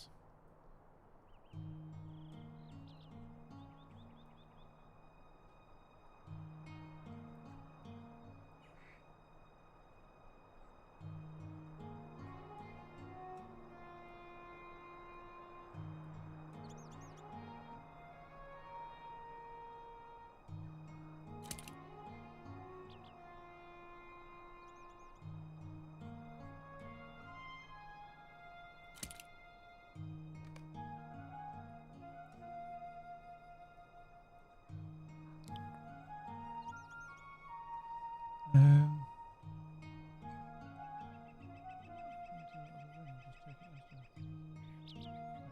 he gone?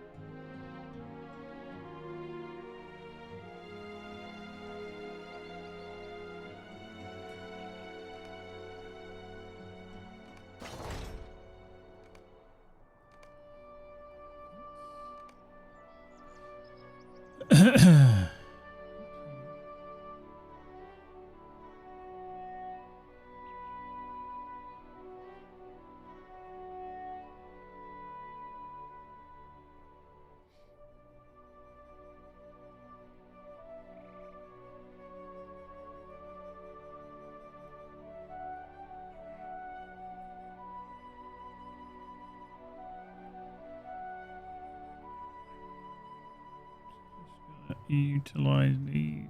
How far do we get to?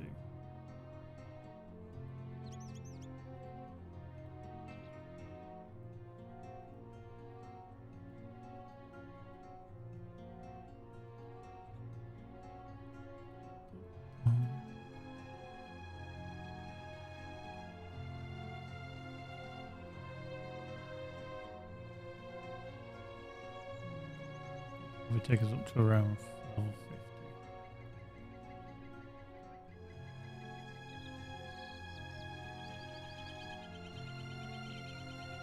I just can't claim a lot of these because I just won't have the room. So what the hell to do it?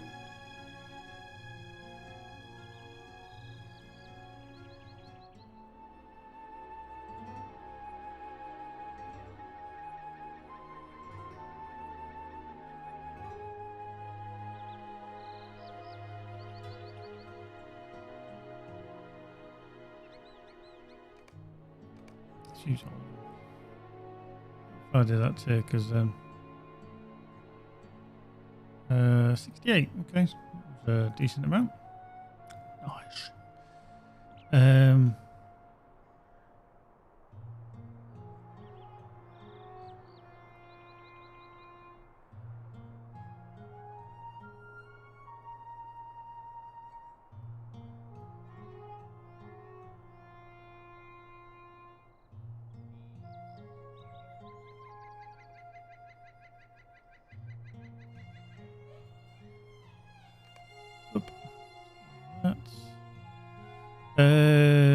Let's just grab some of these task items and get them put away.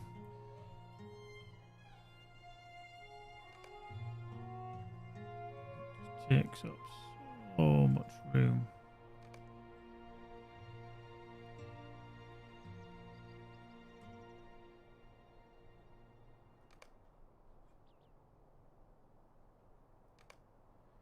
Cool.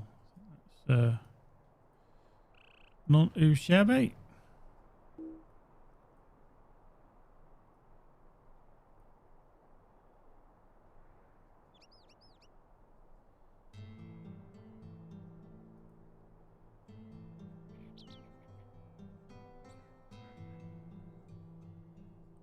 Rocking at the moment, and for less.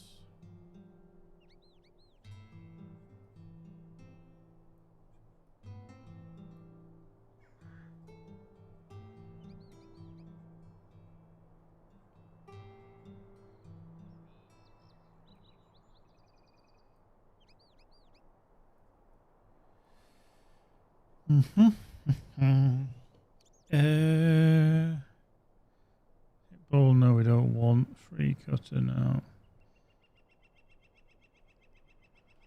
Yeah, nothing's standing out there. So, right, gloves. Yeah.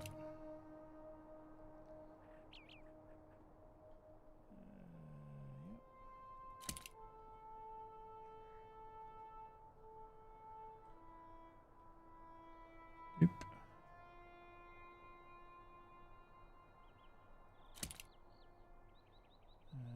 Okay, we're not going to put the earring on, are we? Nope.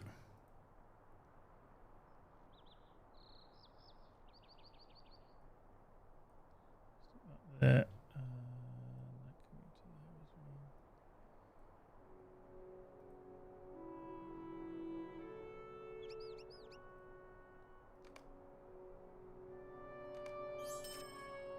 Them.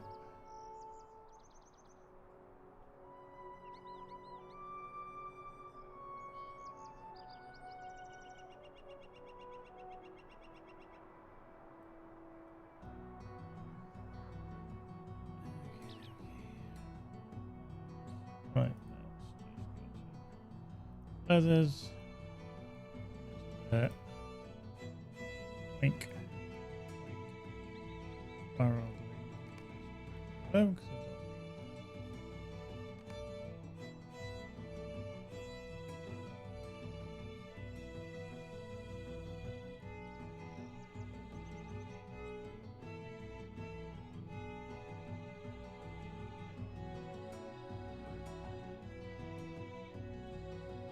Keep his back. Tell a friend. Guess who's back? Keep his back.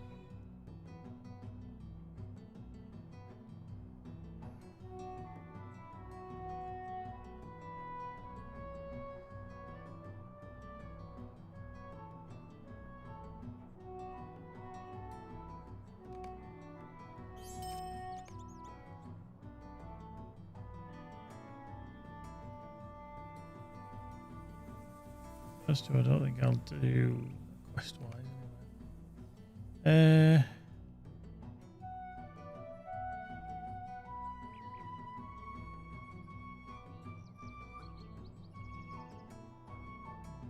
So we're higher level for them bad boys. Okay.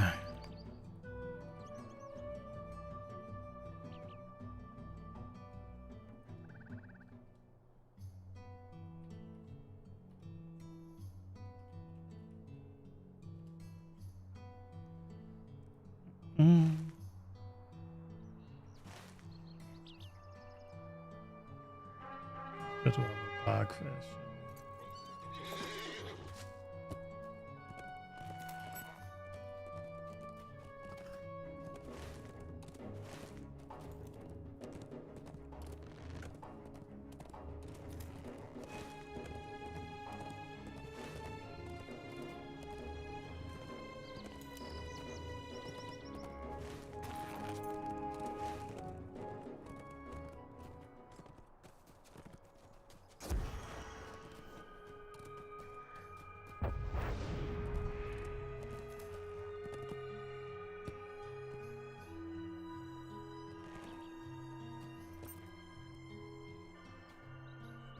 There'll be an almighty crunch sound in a second.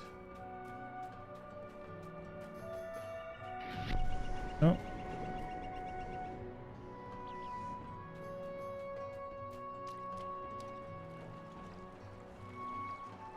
There we go. Okay, getting a marks boost weekend.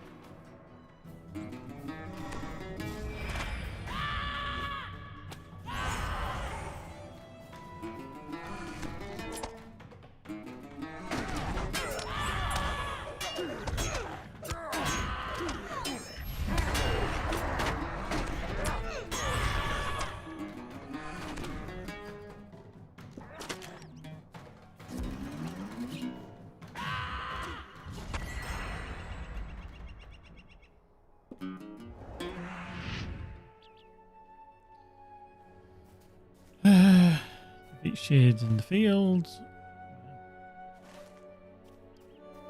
Does it? Doesn't want much.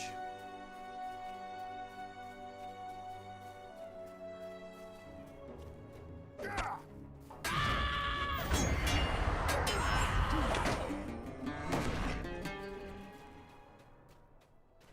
think if you keep everything at arm's length, then you've got a very good chance of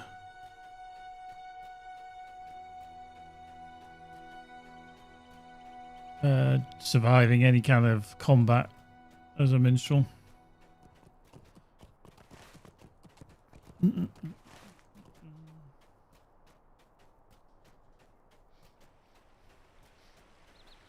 Well, I want. Nope.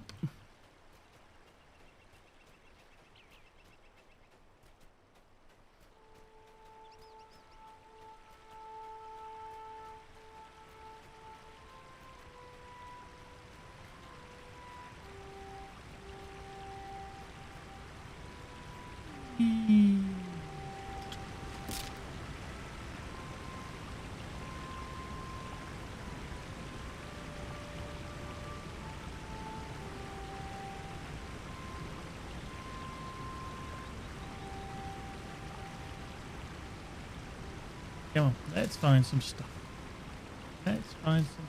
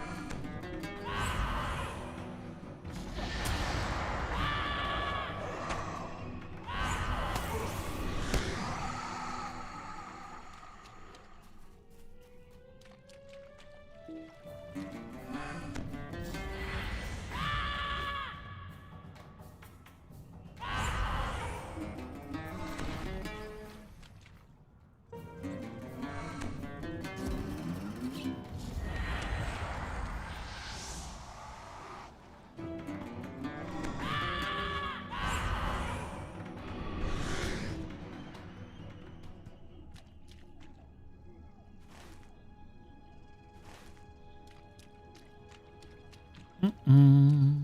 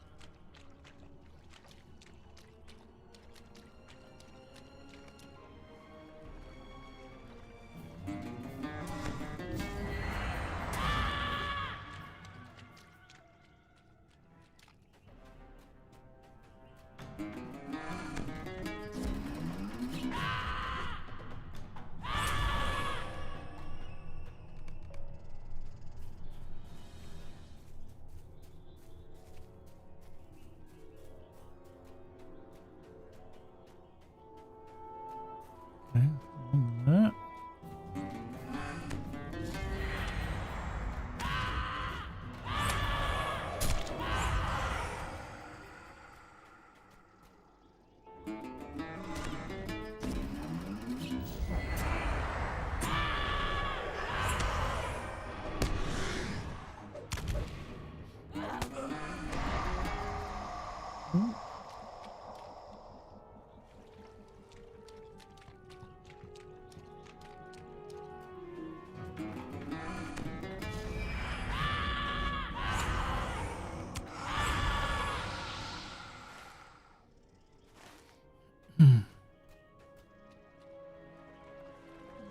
Okay, 4 more lost spirits. I won't worry too much. Northwest of the land of fields. Might go and find them as well.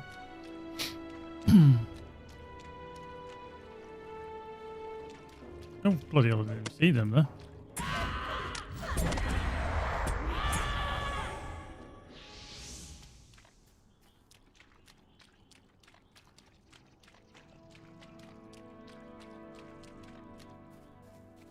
I wonder why I wasn't seeing stuff, and it's the bloody floating names I've turned off by accident. I was like, why am I walking into stuff? And it's just the names are off.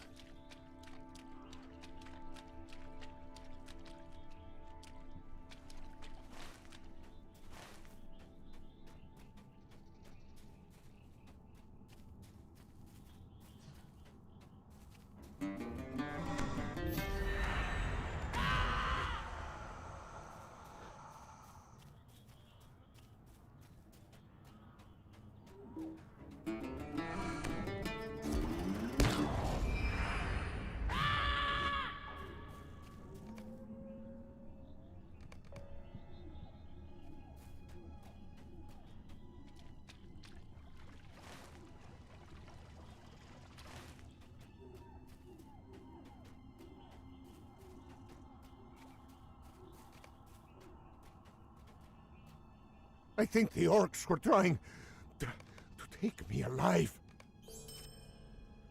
It was a man, so it must have been in life.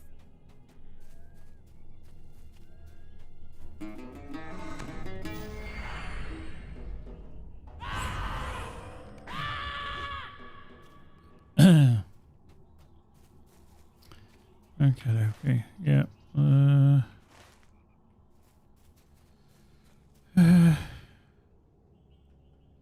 Move that so we don't get confused with it. It's cool.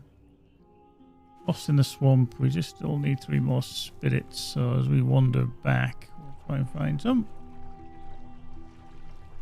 Not going to worry about the gloom waters or the relic hunters and all that kind of jazz.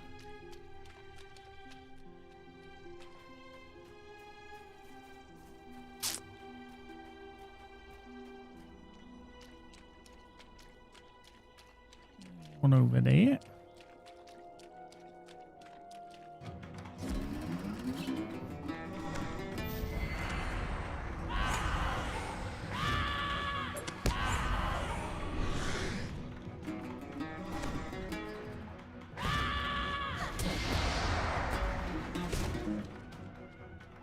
Oh, wandering gloom.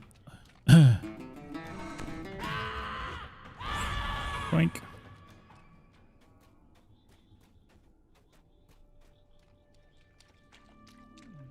Very pale.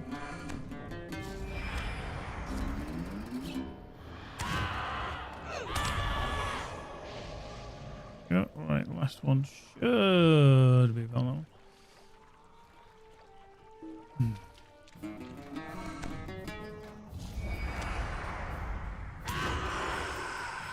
Oh.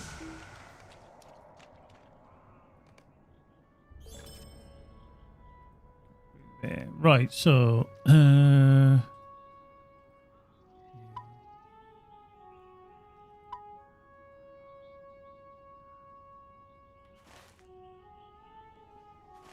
one for Vegbar.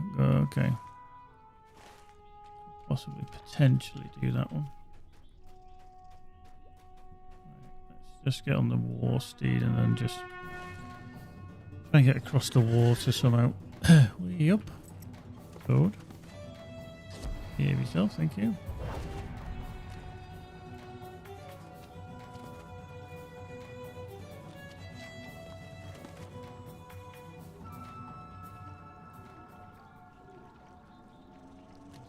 Come back to this place quite regular. Not yet.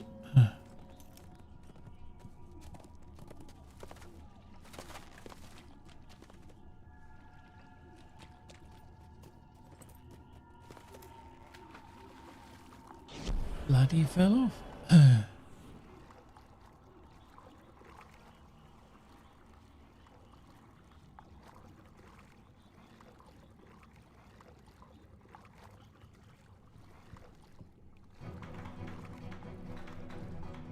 Back to scare. Oh well then.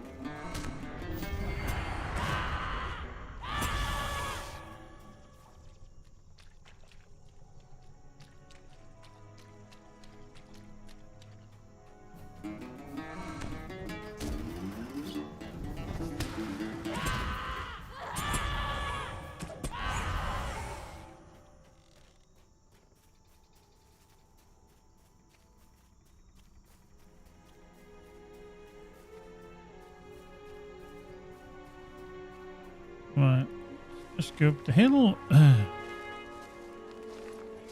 Shoot a little one there.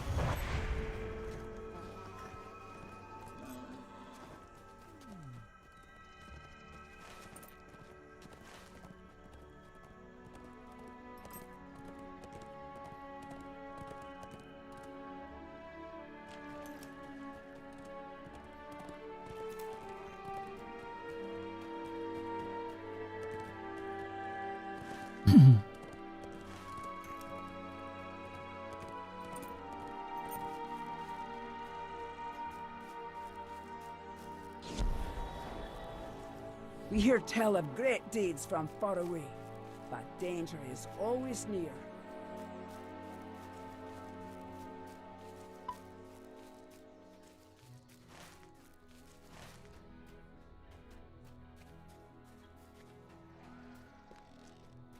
Nothing worse than your tackle wearing out.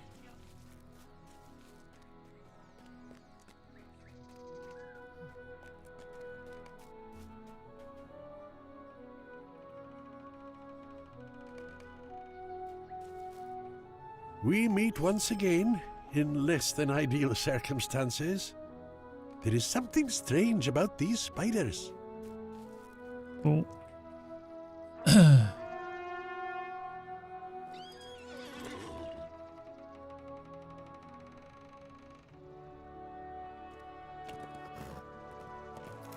That way.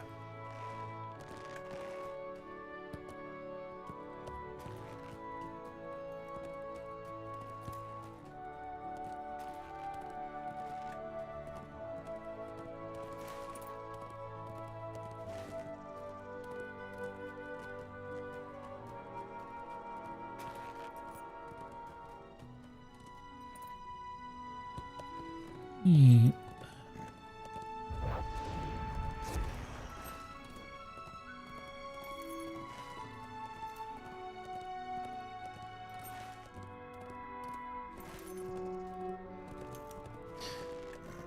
I could have taken the horse, couldn't I?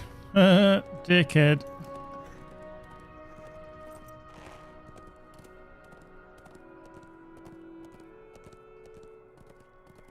Oh. Hello.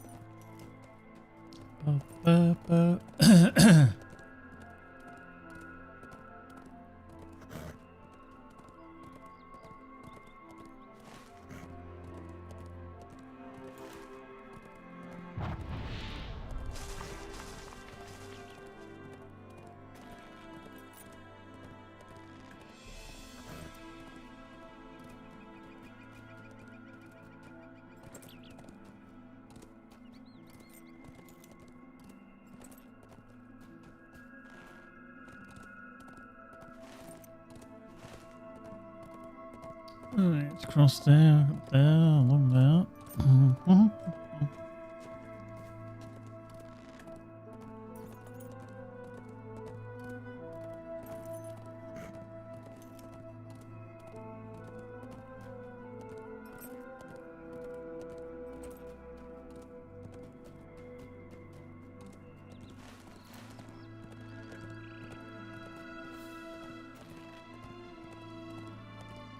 I'm still quite surprised with the fact that minstrels don't get to choose their legendary as their actual instrument. You know, that I've got the theremin, but I don't have a legendary of an instrument. I literally. Where do we need to be? Okay, back along that way. Yeah, literally, it's just a sword or whatever, axe, mace or whatever, and a songbook. I'm surprised that it wasn't an actual musical instrument.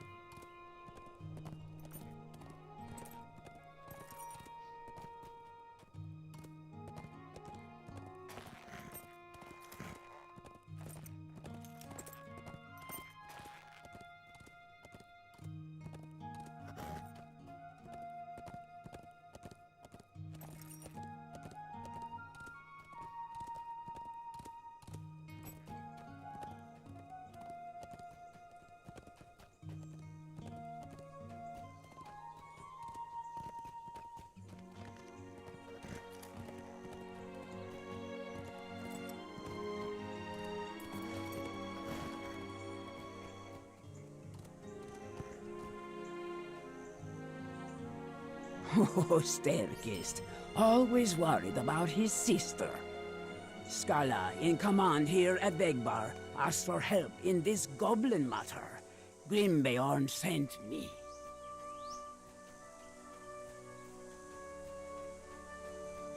I have slain goblins today. Can you say the same? From Vegbar, we keep watch on travel and trade across the river and over the mountains. The mountains belong to us, not to those foul goblins.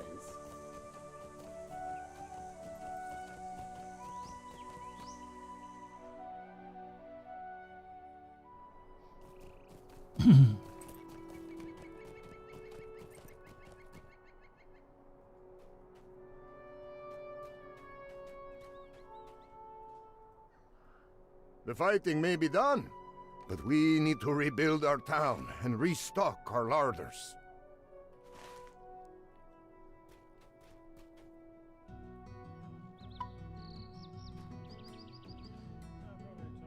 Um,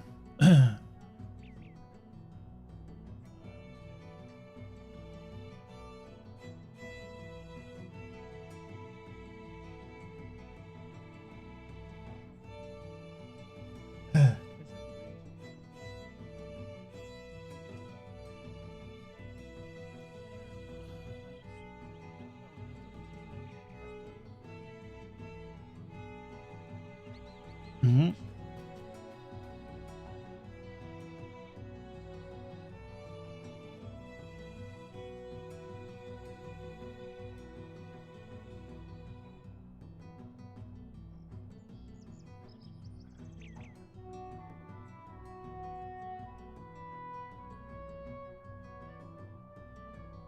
Right. There we go. Yeah, was it? Further along, isn't it? Defeat orcs. Collect flanks from forest hearts.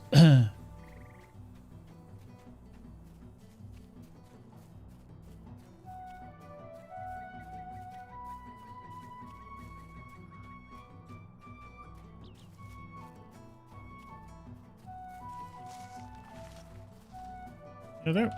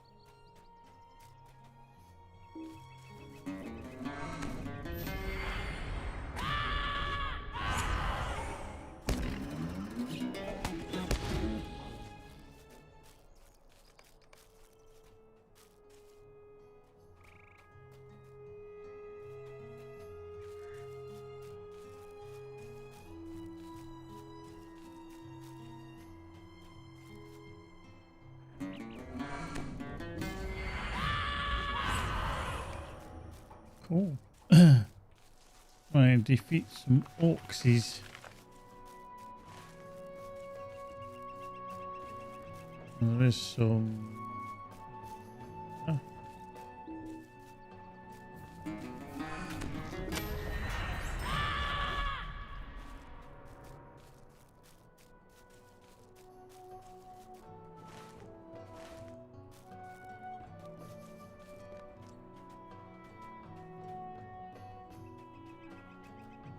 There is camp. There's a camp.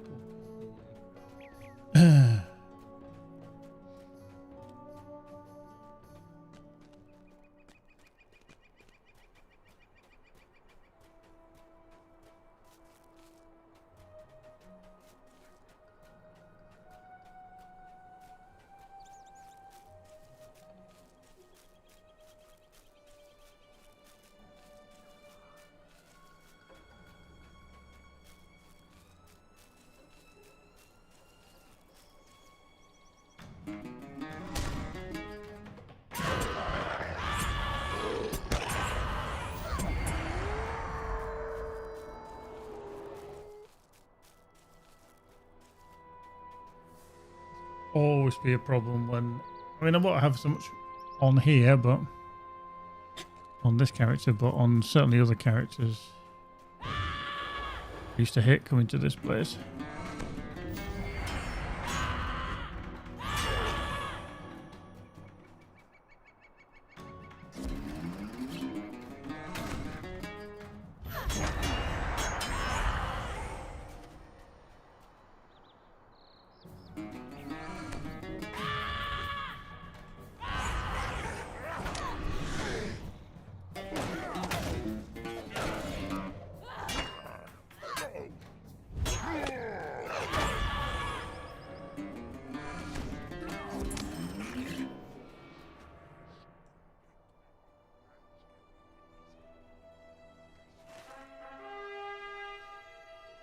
Let's just carry on just a little bit down the road. Find that place and then...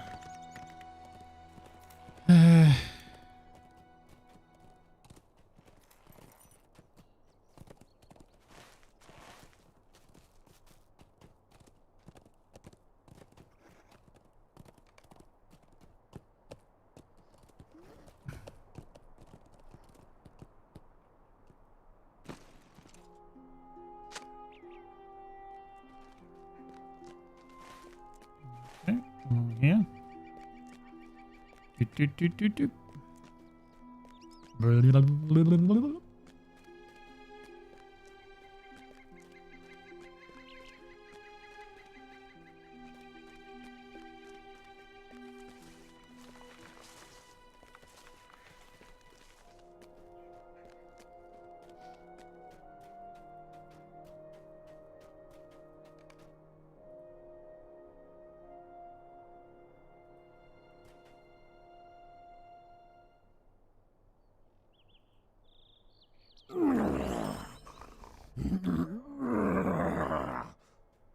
There are goblins in the hills and they are an unusually cunning sort.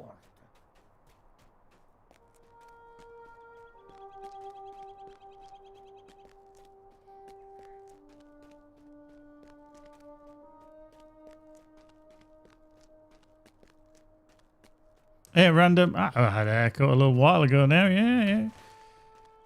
It's the summer. Sometimes got to keep it cool. Keep your noggin cool.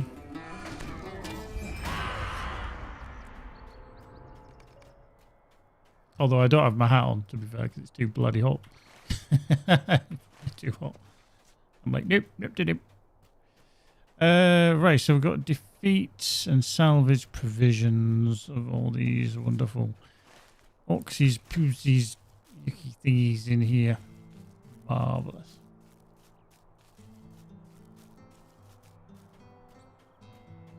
Right, let's cut through here.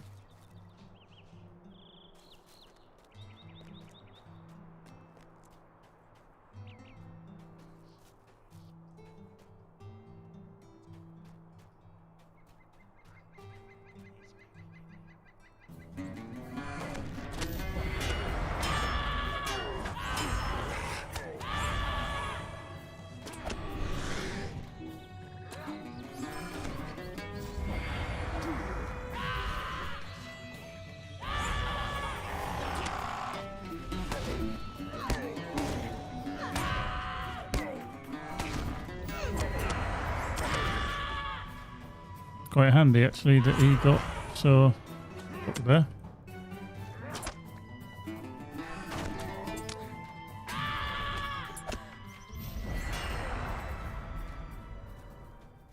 That is actually quite handy.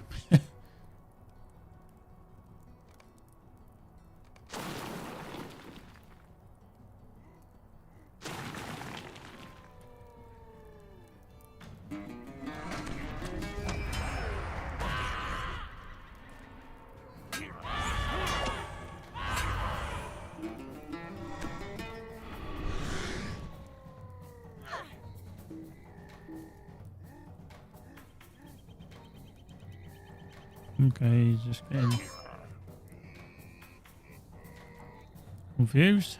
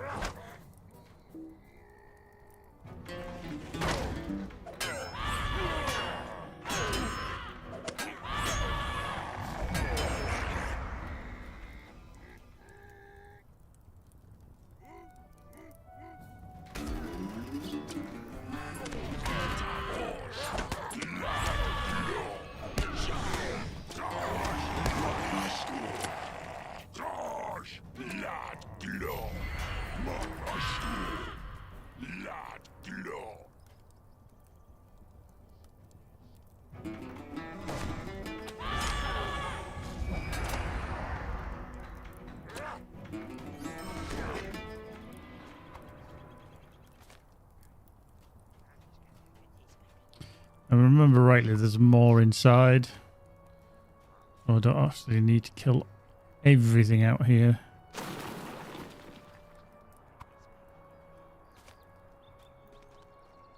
Head in here.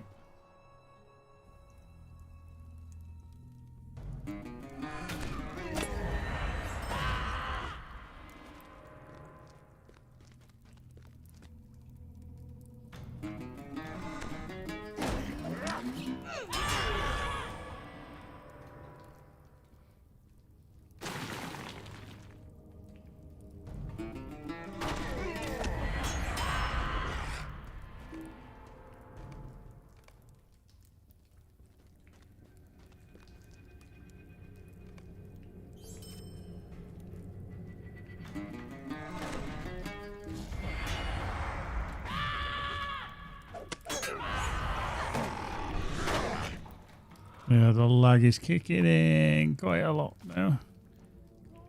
Blimey, Governor.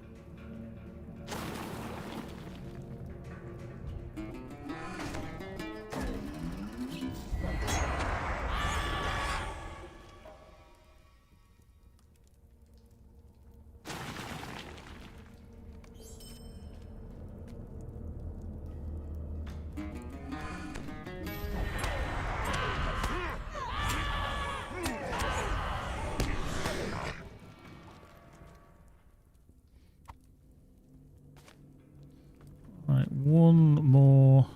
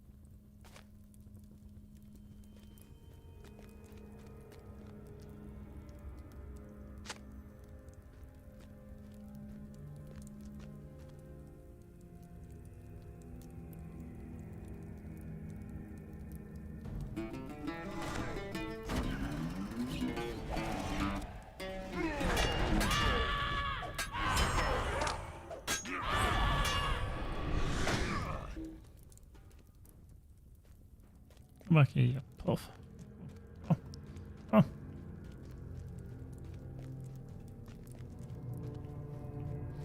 Right, now we're going to get out of here without pulling everything.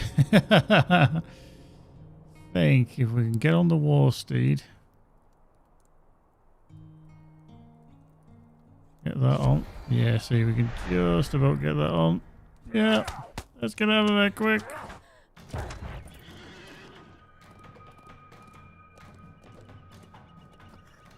I'm not quite funny.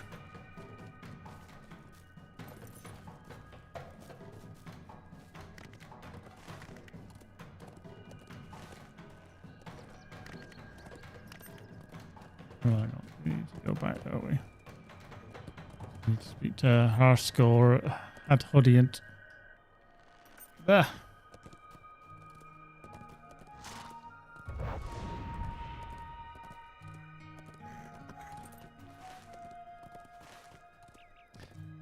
Go. Marvelous.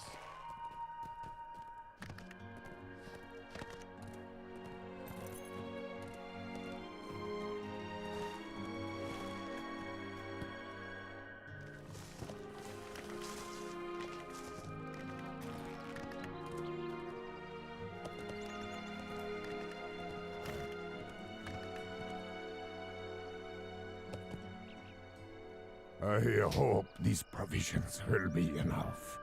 Once I return to the lodge, I will tell Grimbeorn what has happened. Right, there we go. Deliver the sealed provisions to Rickmar. The Karok is back up there, so just hand in this. And then we need to also speak to Gandalf back at the building house. We need to then probably speak to Grimbeorn as well. So, what's going on?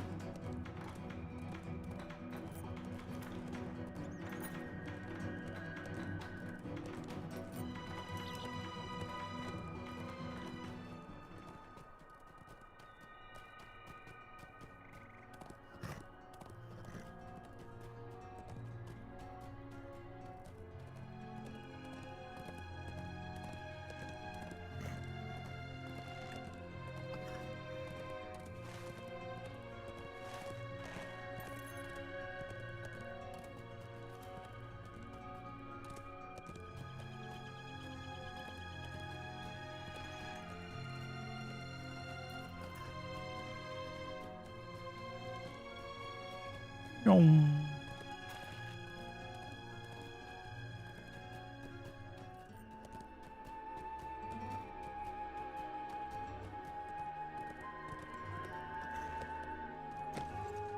Did you find Harscore? And what of the provisions? If only that were the end of our troubles. Yep, we're going to do that one. We're going to drop down here. Boink. Boink. Boink.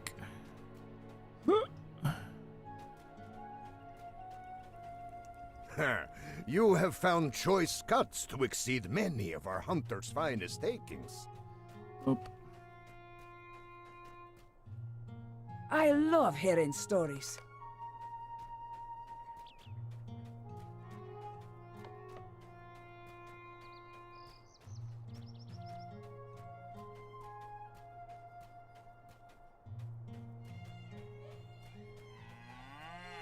Legends and stories? Aye, we here in Holtby's have our fair share of the things. For how long have my people lived by the side of the wood? Long years indeed. Oh, yes, indeed.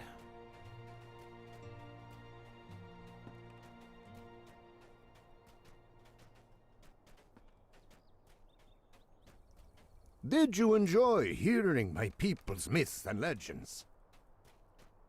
Marvelous. Right.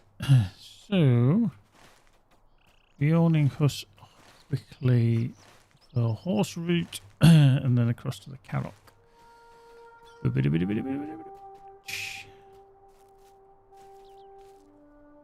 Our people survived, and our hardships made us stronger.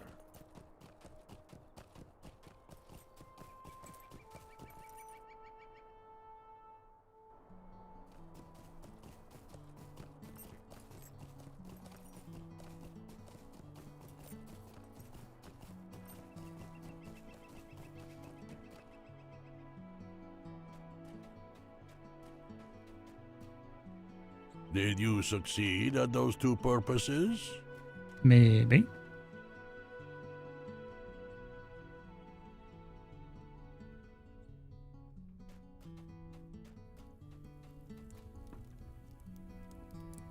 I have been studying the Black Book, but it resists my attempts to dissolve its mysteries.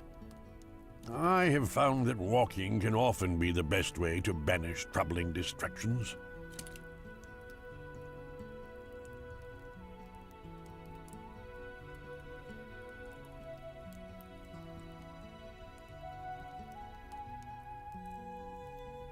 Let's just browse, keep all of that.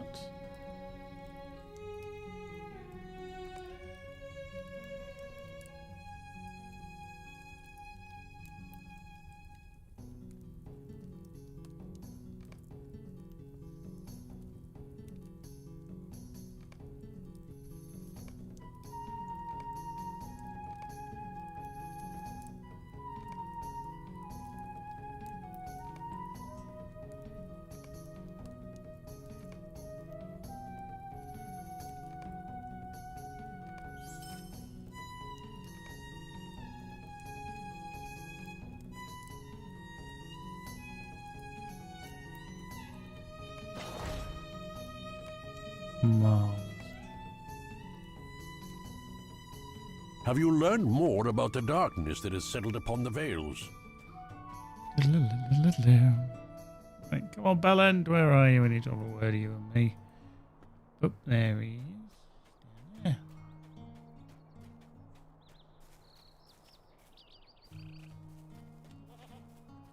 The enemy is gone, but the things he set in motion may not yet have dissipated.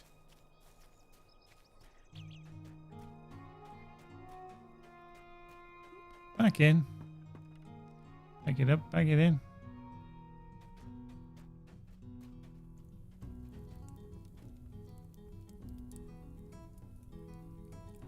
I told you I encountered this shade long ago, and it is true.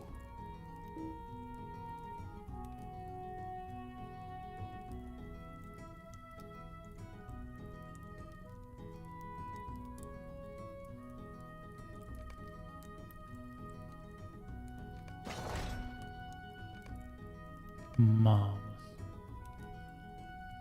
Nice, that's down there. Oh.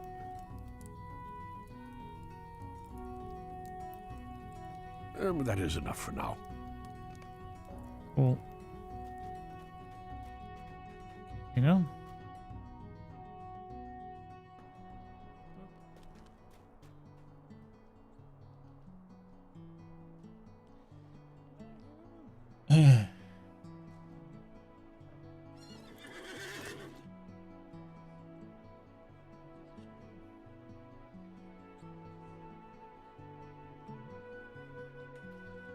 Pocket.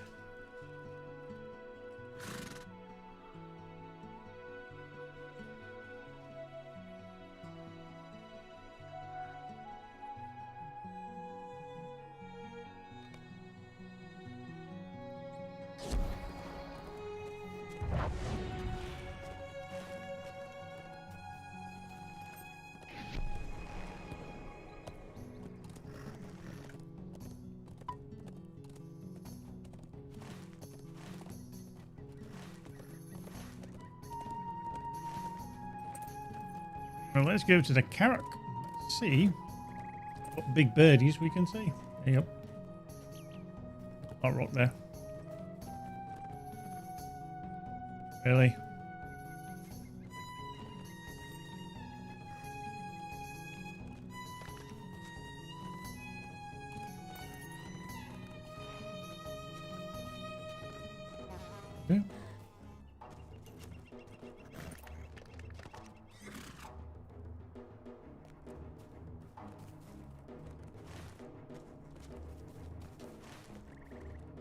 Yeah. Carrock. Let's head over there.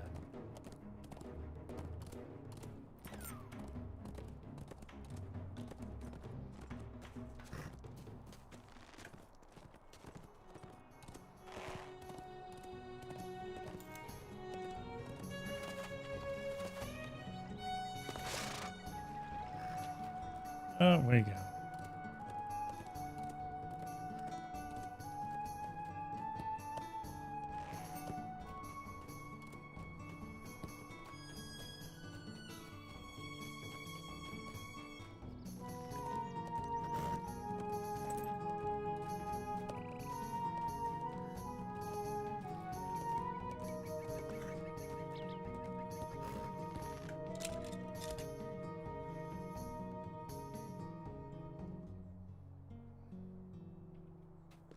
The Vales must be made safe. Do what you can.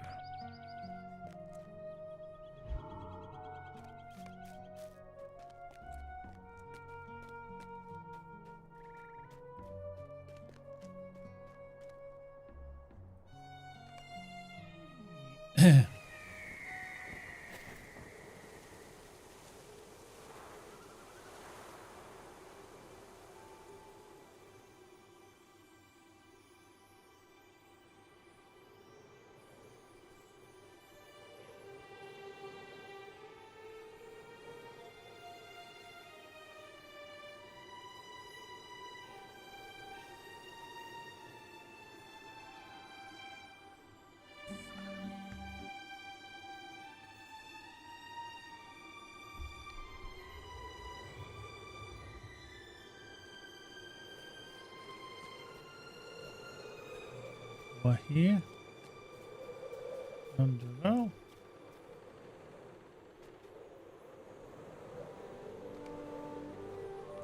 I am relieved to see you again, and still whole and hale.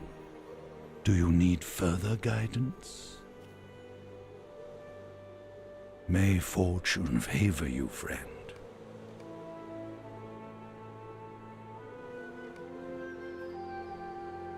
The eyes of an eagle are sharper than his beak.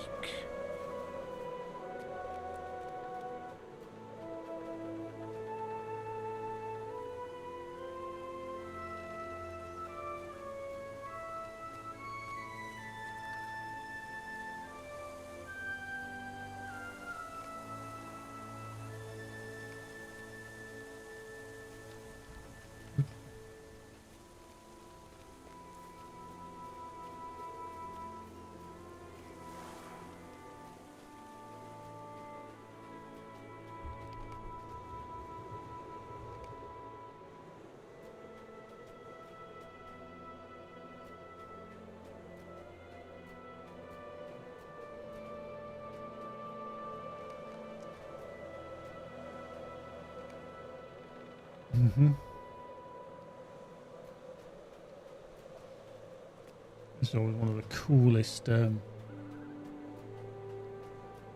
shots of the landscape because it's so high and it's not something that you can normally see. Does that one take us down to? I don't know. Oh yeah, Vegbar. Vegbar on that hill, isn't it? The Misties over there. Yawning Huss. Arms.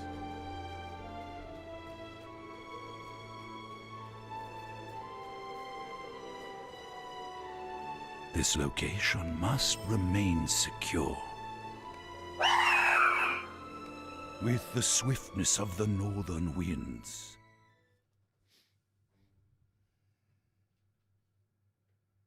In the morning mist, shadows came to the Karok.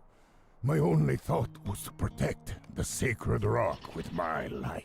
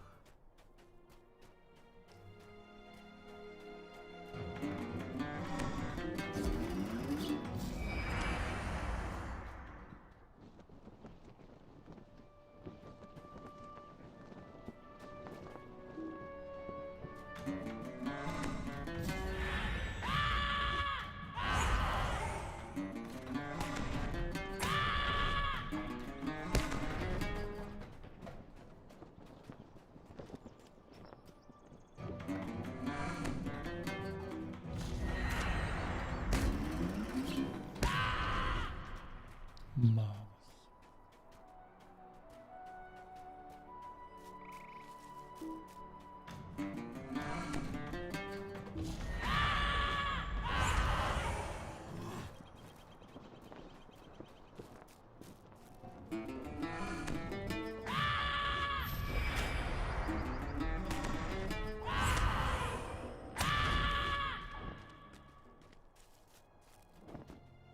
I just remember one time this guy almost didn't attack. I had to redo it. I literally got up close and personal to him and started having like selfies with him and everything. Great.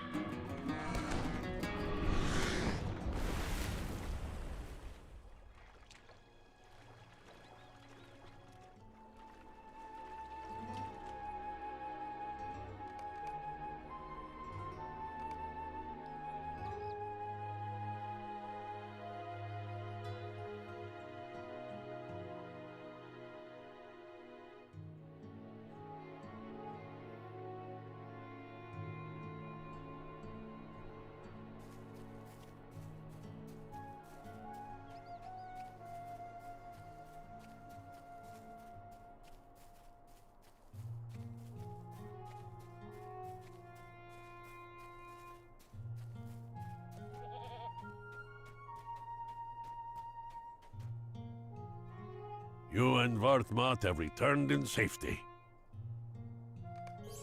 The time has come to reopen the trade route with the elves, for evil will soon be driven from the Vales. Come, let us prepare the feast. It is a Beyonding tradition to signal both ends and beginnings with a feast. It's a bright day in the Vales.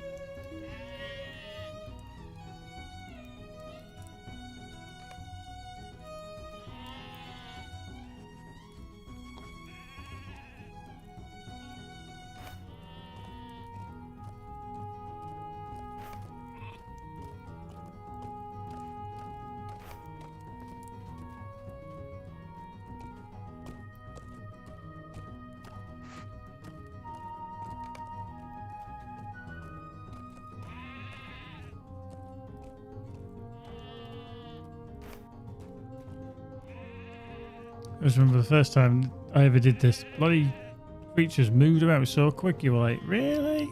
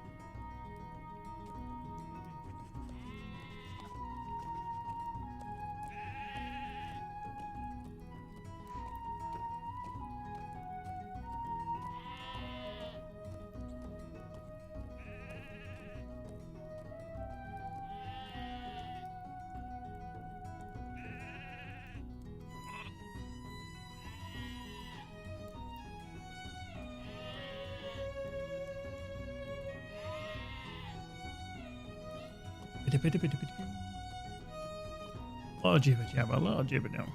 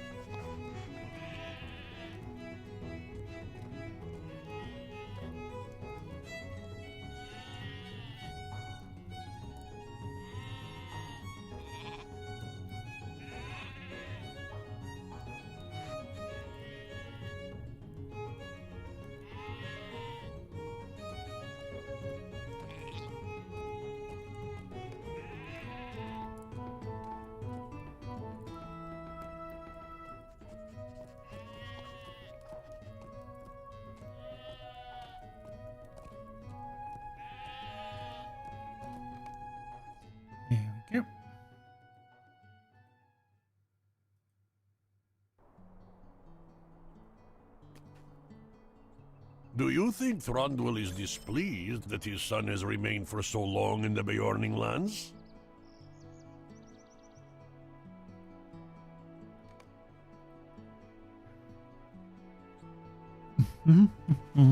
Right.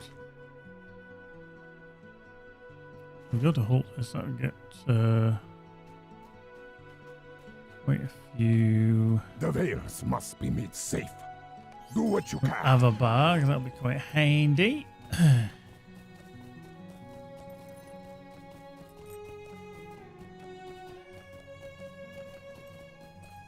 think there's so much still to do. I mean, I've got all the Gundabad to do. Vale of Anduin. Obviously, Wells of Langflotroy. And then that's like 9 levels. And then obviously all the Umbar stuff. And I'm like, I'm nowhere near that yet. What's to do? I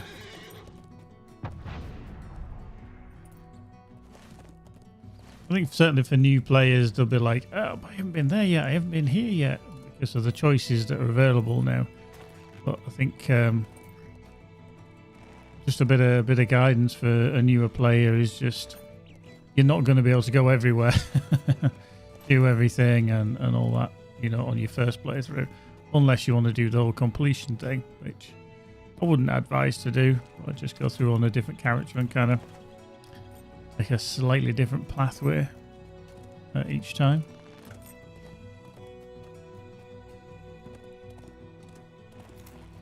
Choices are good.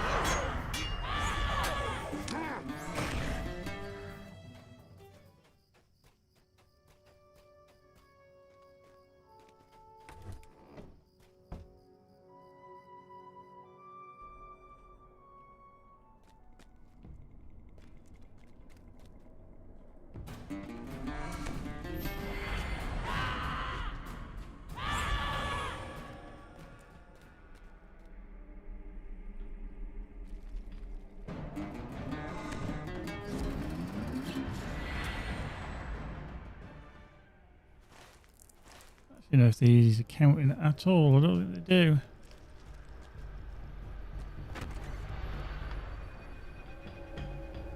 I'm not entirely sure why this is chosen as a.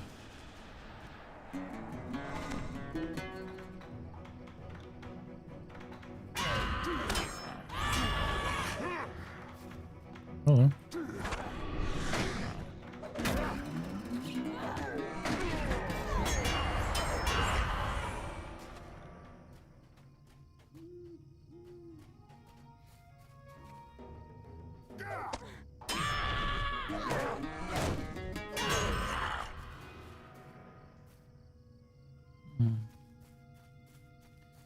Yeah, I think I might have to just bin this off. I don't actually know why it's. Yeah, it's doing the sheds in the swamp, so. Lostrock, Tunmelen, Tolsend, and these are all these down here, so I don't know why that one's showing up there. Let's get out of there. Let's make like a tree at 8th.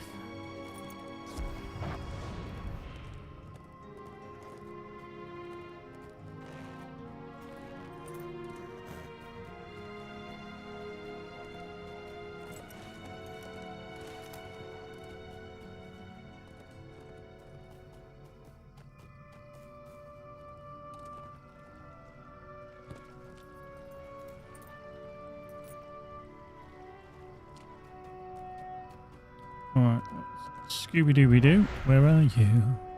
Have to shake and shiver. These are destroy orcs and half orcs.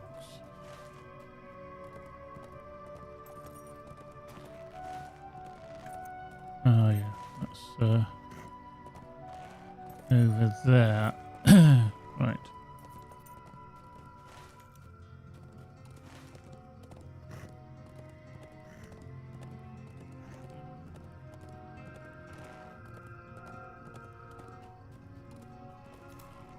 Down the hill. Up.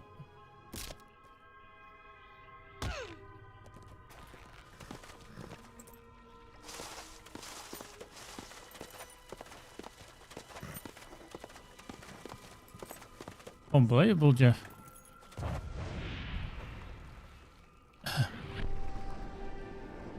Rubbish. Rubbish. Diddle-a-dad.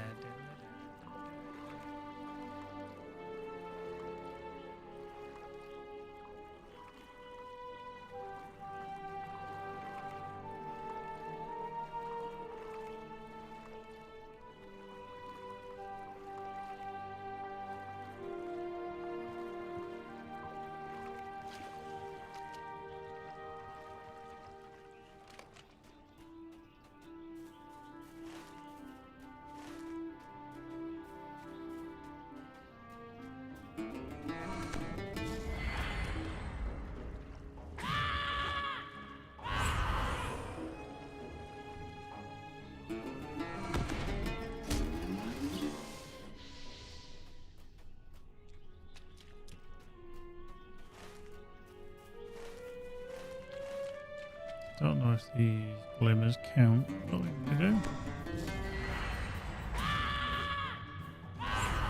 They do. Count the glimmers and the scouts.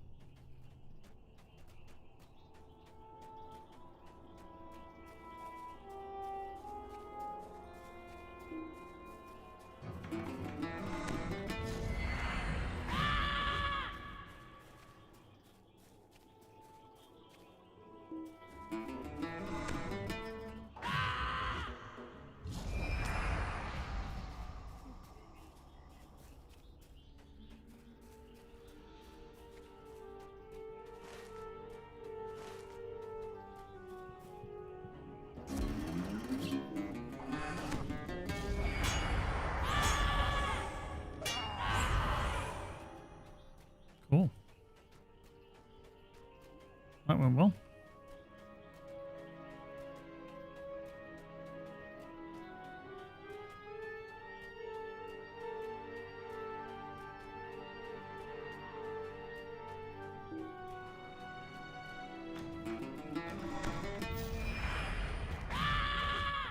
Boink.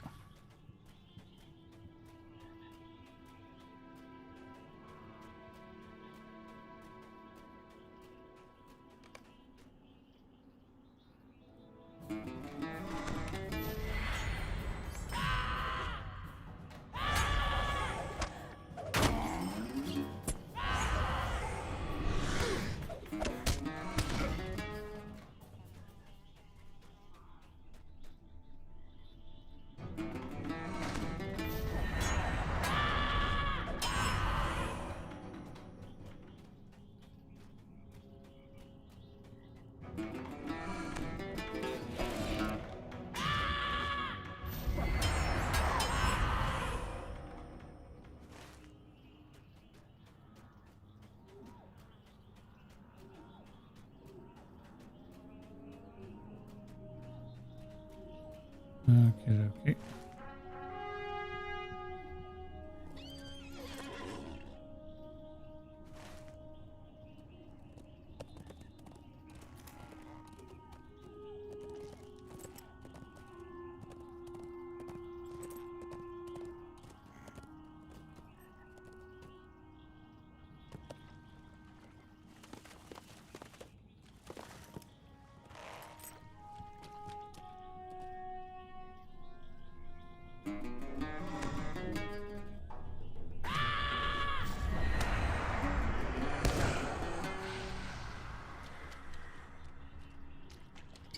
Blah, blah, blah, blah.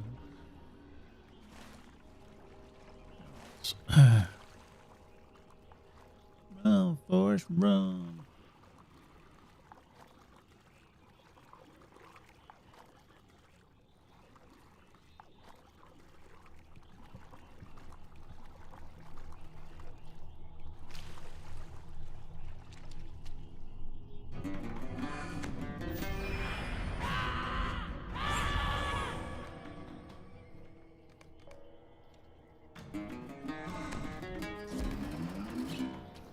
Blah, blah, blah, blah, blah.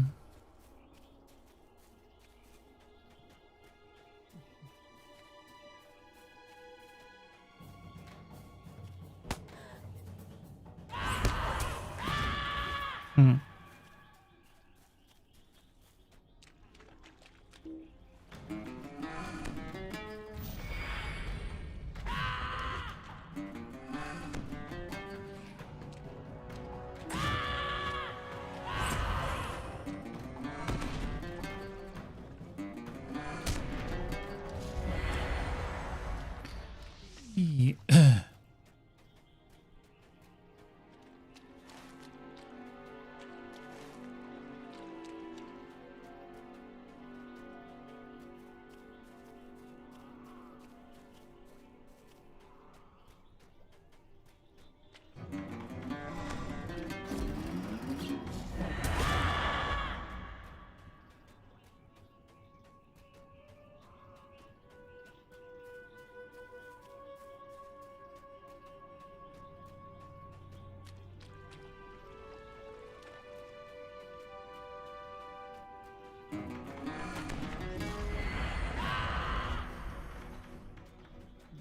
Okay, up here, let's kill some orcs.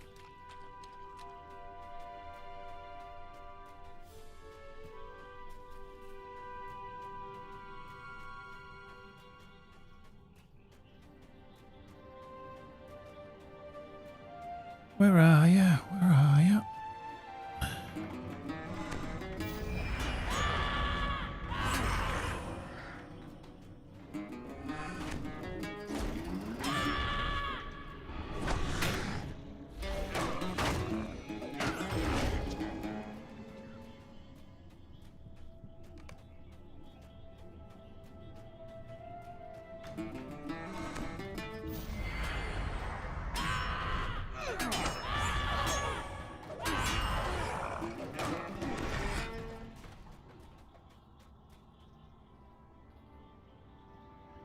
Oh.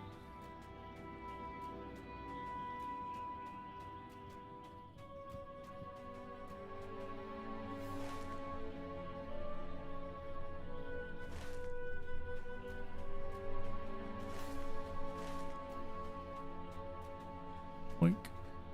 Oink.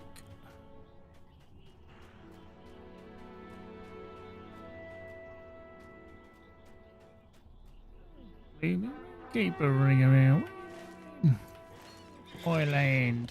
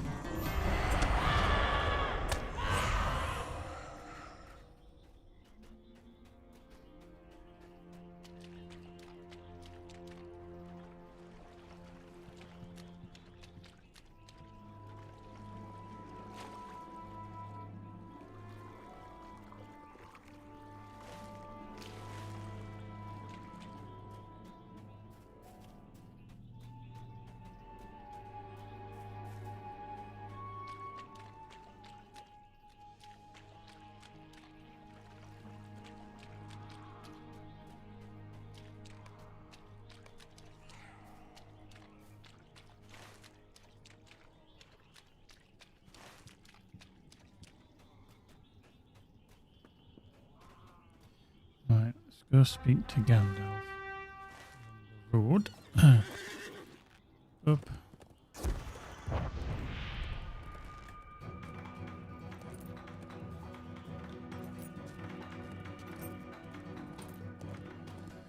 Nearly 121. How is it? Shabby. Shabba.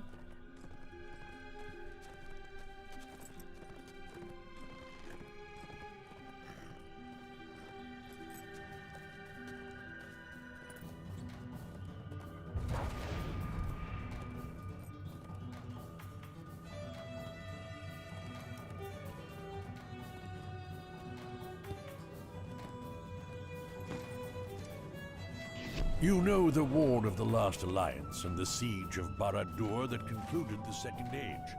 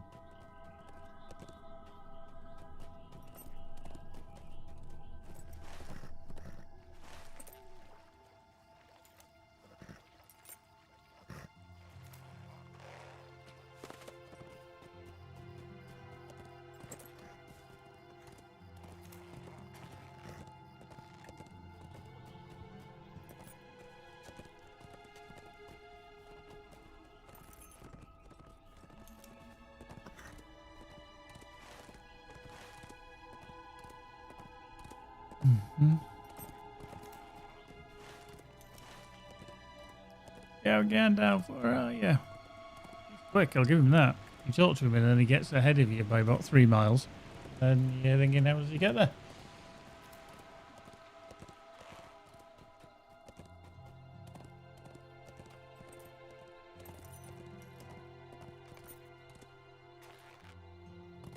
Isildur rode from Minas Tirith with a small company, including his 3 eldest sons.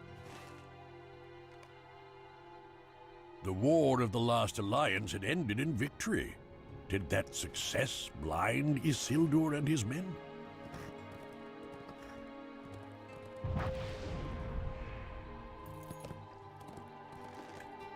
Did that success blind Isildur and his men? Probably.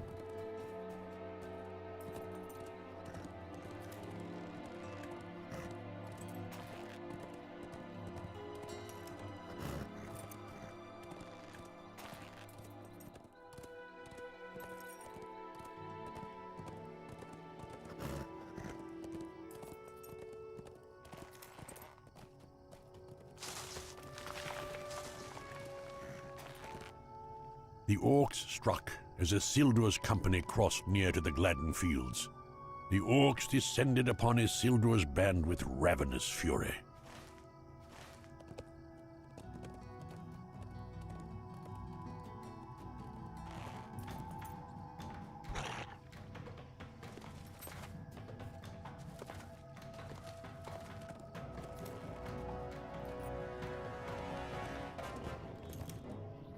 Isildur pressed north, harried by his enemies, but he did not make it far.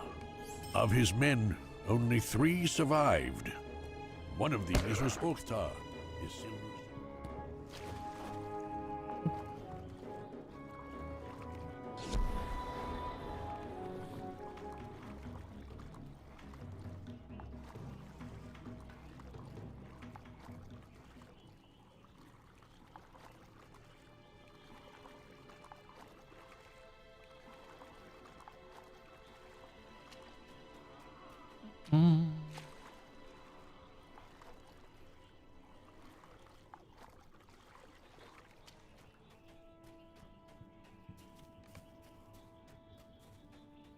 The river Anduin is mighty, and it was no less so when Isildur sought to swim across. Bereft of the safety provided by the ring's power, Isildur did not live for much longer. That is the end of the tale, and it has taken many years to piece it together.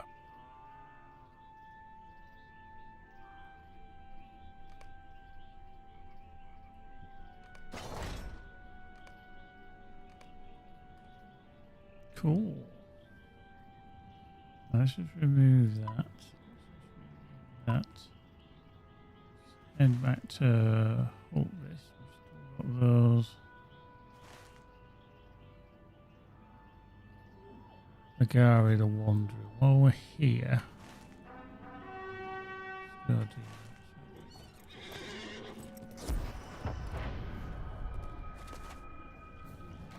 do that.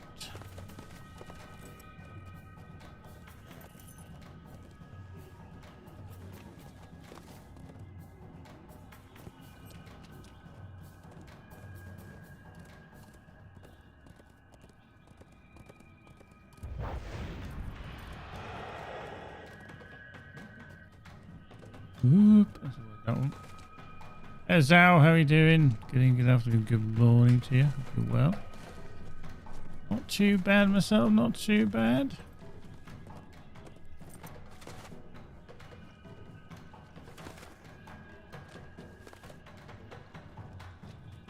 That's, oh, that wandering bloom we do need to take out, so we'll just like that. There we go. Get that.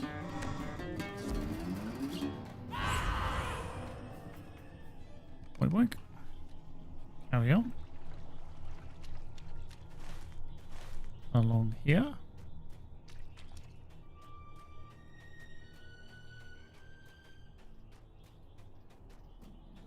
There.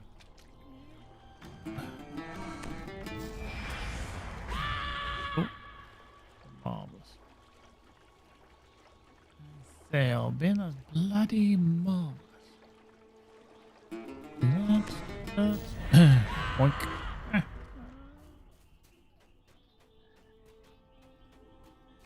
Doop, doop, doop, doop.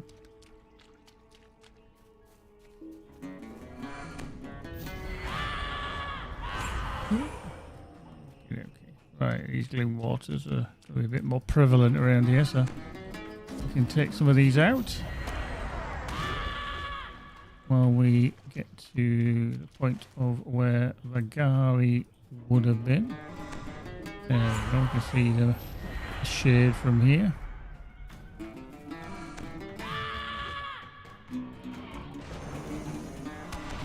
Boink. Magari, the one. Son of no blood! Son of no blood! Son of no blood, son of no blood, eh?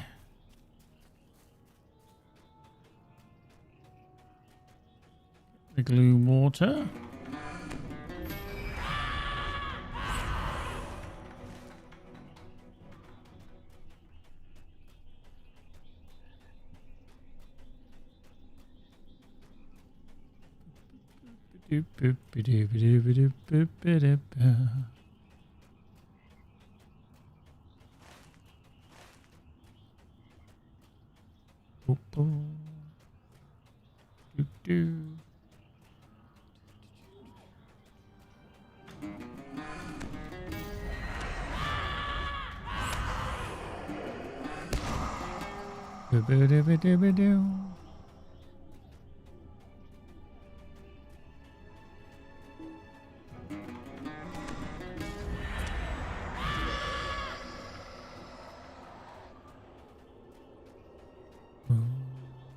More gloom water, good.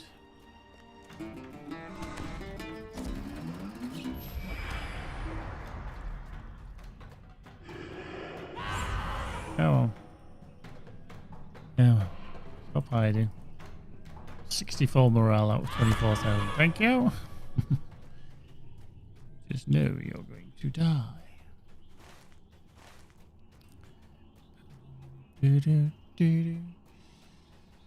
So we need about one. Oh, no, actually, it's a bit less, isn't it? About 900,000. 900,000.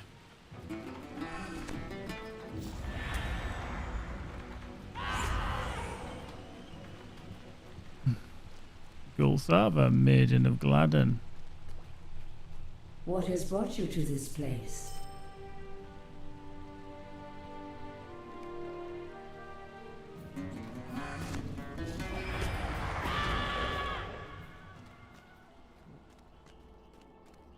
You get all these wandering.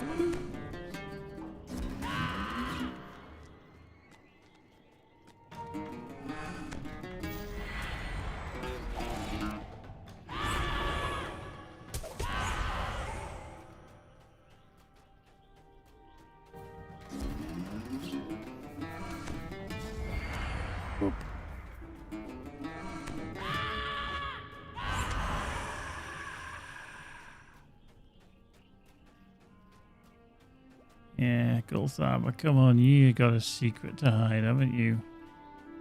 Few only come this way.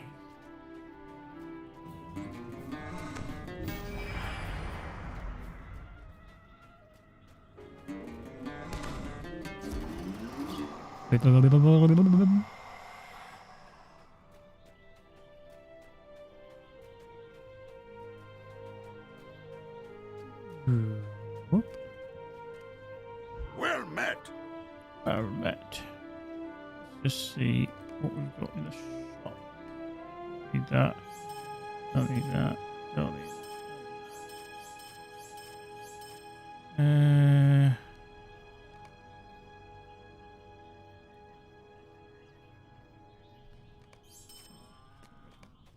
Marvelous. Oop.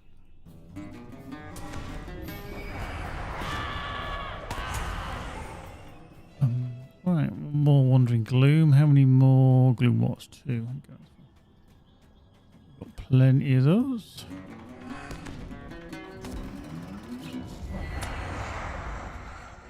Those. Right, 600,000.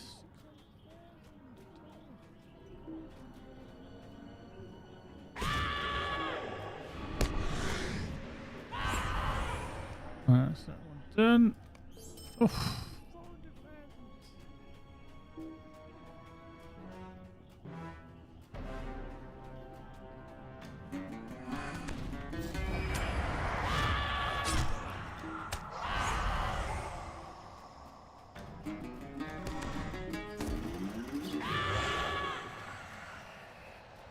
Two, oh yeah, Wandering Lost Light.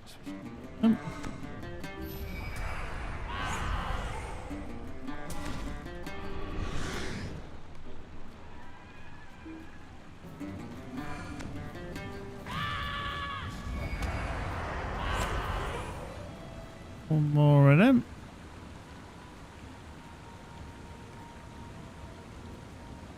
Many are they who seek to harm my friend.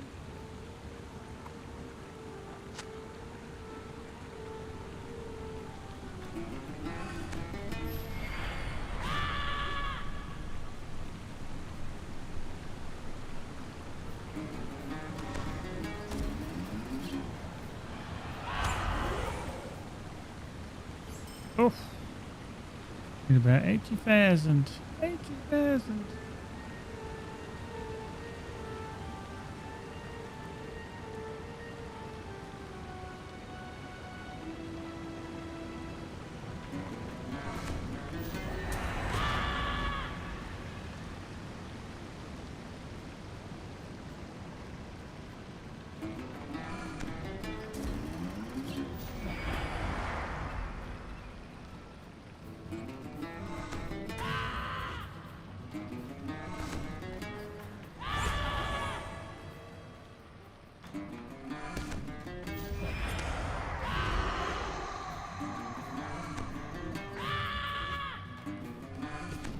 It's gonna ding us to 121. It does, yay! Oh.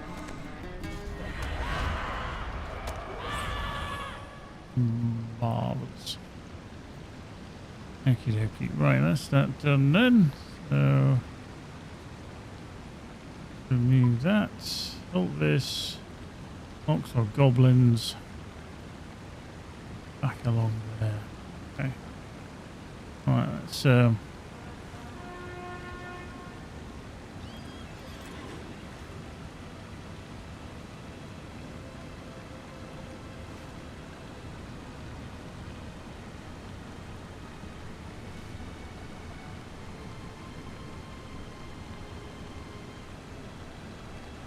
few to do, so let's dive down there.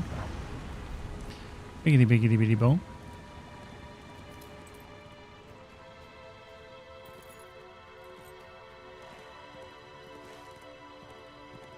There's one there, but these I think are just where all the orcs and the... Okay, it might be where the orcs and stuff are, but also where the flowers are.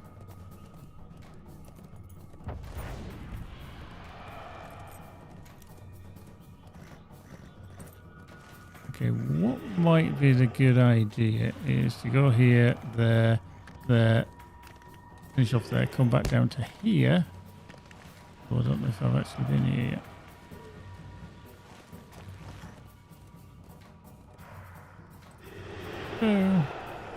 The problem is with anything that can put like dread on you, when you go out of range, it gives you damage, and then when it comes, even like for half a second, it'll like reapply the damage again, or a damage to you.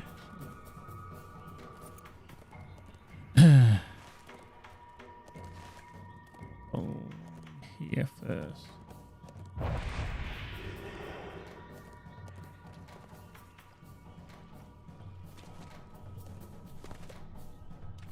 Ton melon.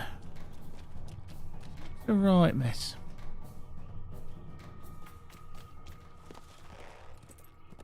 I need to have words.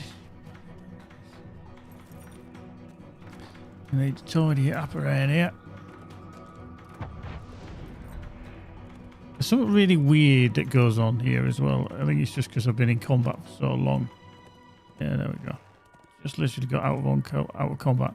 When you're in combat, your in combat power regen is so crap that you don't get enough power to maintain some of the stuff. Like I've got there, and then your power regen is so pants. Panty girdles. Let's just go along here down to Dusken Vale to Arheim. Yeah. I'll come back and kick your asses. Hold your horses. Hold your horses.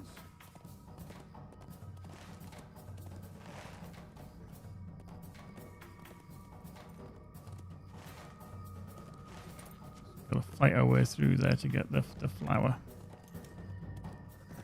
He's somewhere dotted along there. Right down here. Oh. We hear tell of great deeds from far away, but danger is always near. Right, if we do this and then go to You will help us just face hand our that one in, foes, yes? and then we can kind of work our way all the way around as we need to with these horse routes. As you do.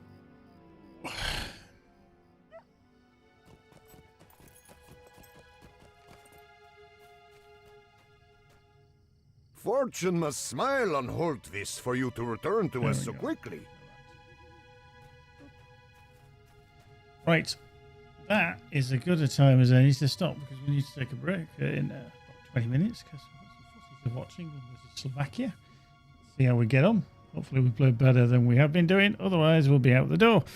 But we shall see. Thank you very much, everybody, for joining us this afternoon. It's always been a pleasure. We might be back in the next couple of days just to have a look at the new Mordor server, which is the European server that they're going to be bringing online for LOTRO as a VIP legendary server. They're doing a preview tomorrow, which maybe just press and others that are invited to that, and then Tuesday it's going to be open for everybody. Again, it is based in the EU. It is an EU data center. It's going to be open to everyone, irrespective of whether you're a free account or a VIP, a subscriber. However, when the server does go live, it is going to be only for VIPs. So they want to stress test it on Tuesday, so you might want to check that out. I'll hopefully be on there having a little stream, seeing how it performs. Probably not exact apples to apples comparison as to say Evernight, but hey ho, we will give it a whirl and see what happens. If you do want to join us for that, will they reset it before true launch? Yes, Sino, yes, they will. Anything that's on Bullroarer never stays, so it's going to be on Bullroarer. It's going to be available. There's an option on there, but hopefully back for that probably Tuesday, unless anything crops up tomorrow, which I don't think it will, but maybe definitely on Tuesday, we'll take a look at that. If you want to join us and hop onto there, then please do. But you will need the Bull Roarer client. Okay, that's the public test server. But if not, do join us. We'll take a look at it. In the meantime, folks, take care, be good. See you soon. Bye-bye.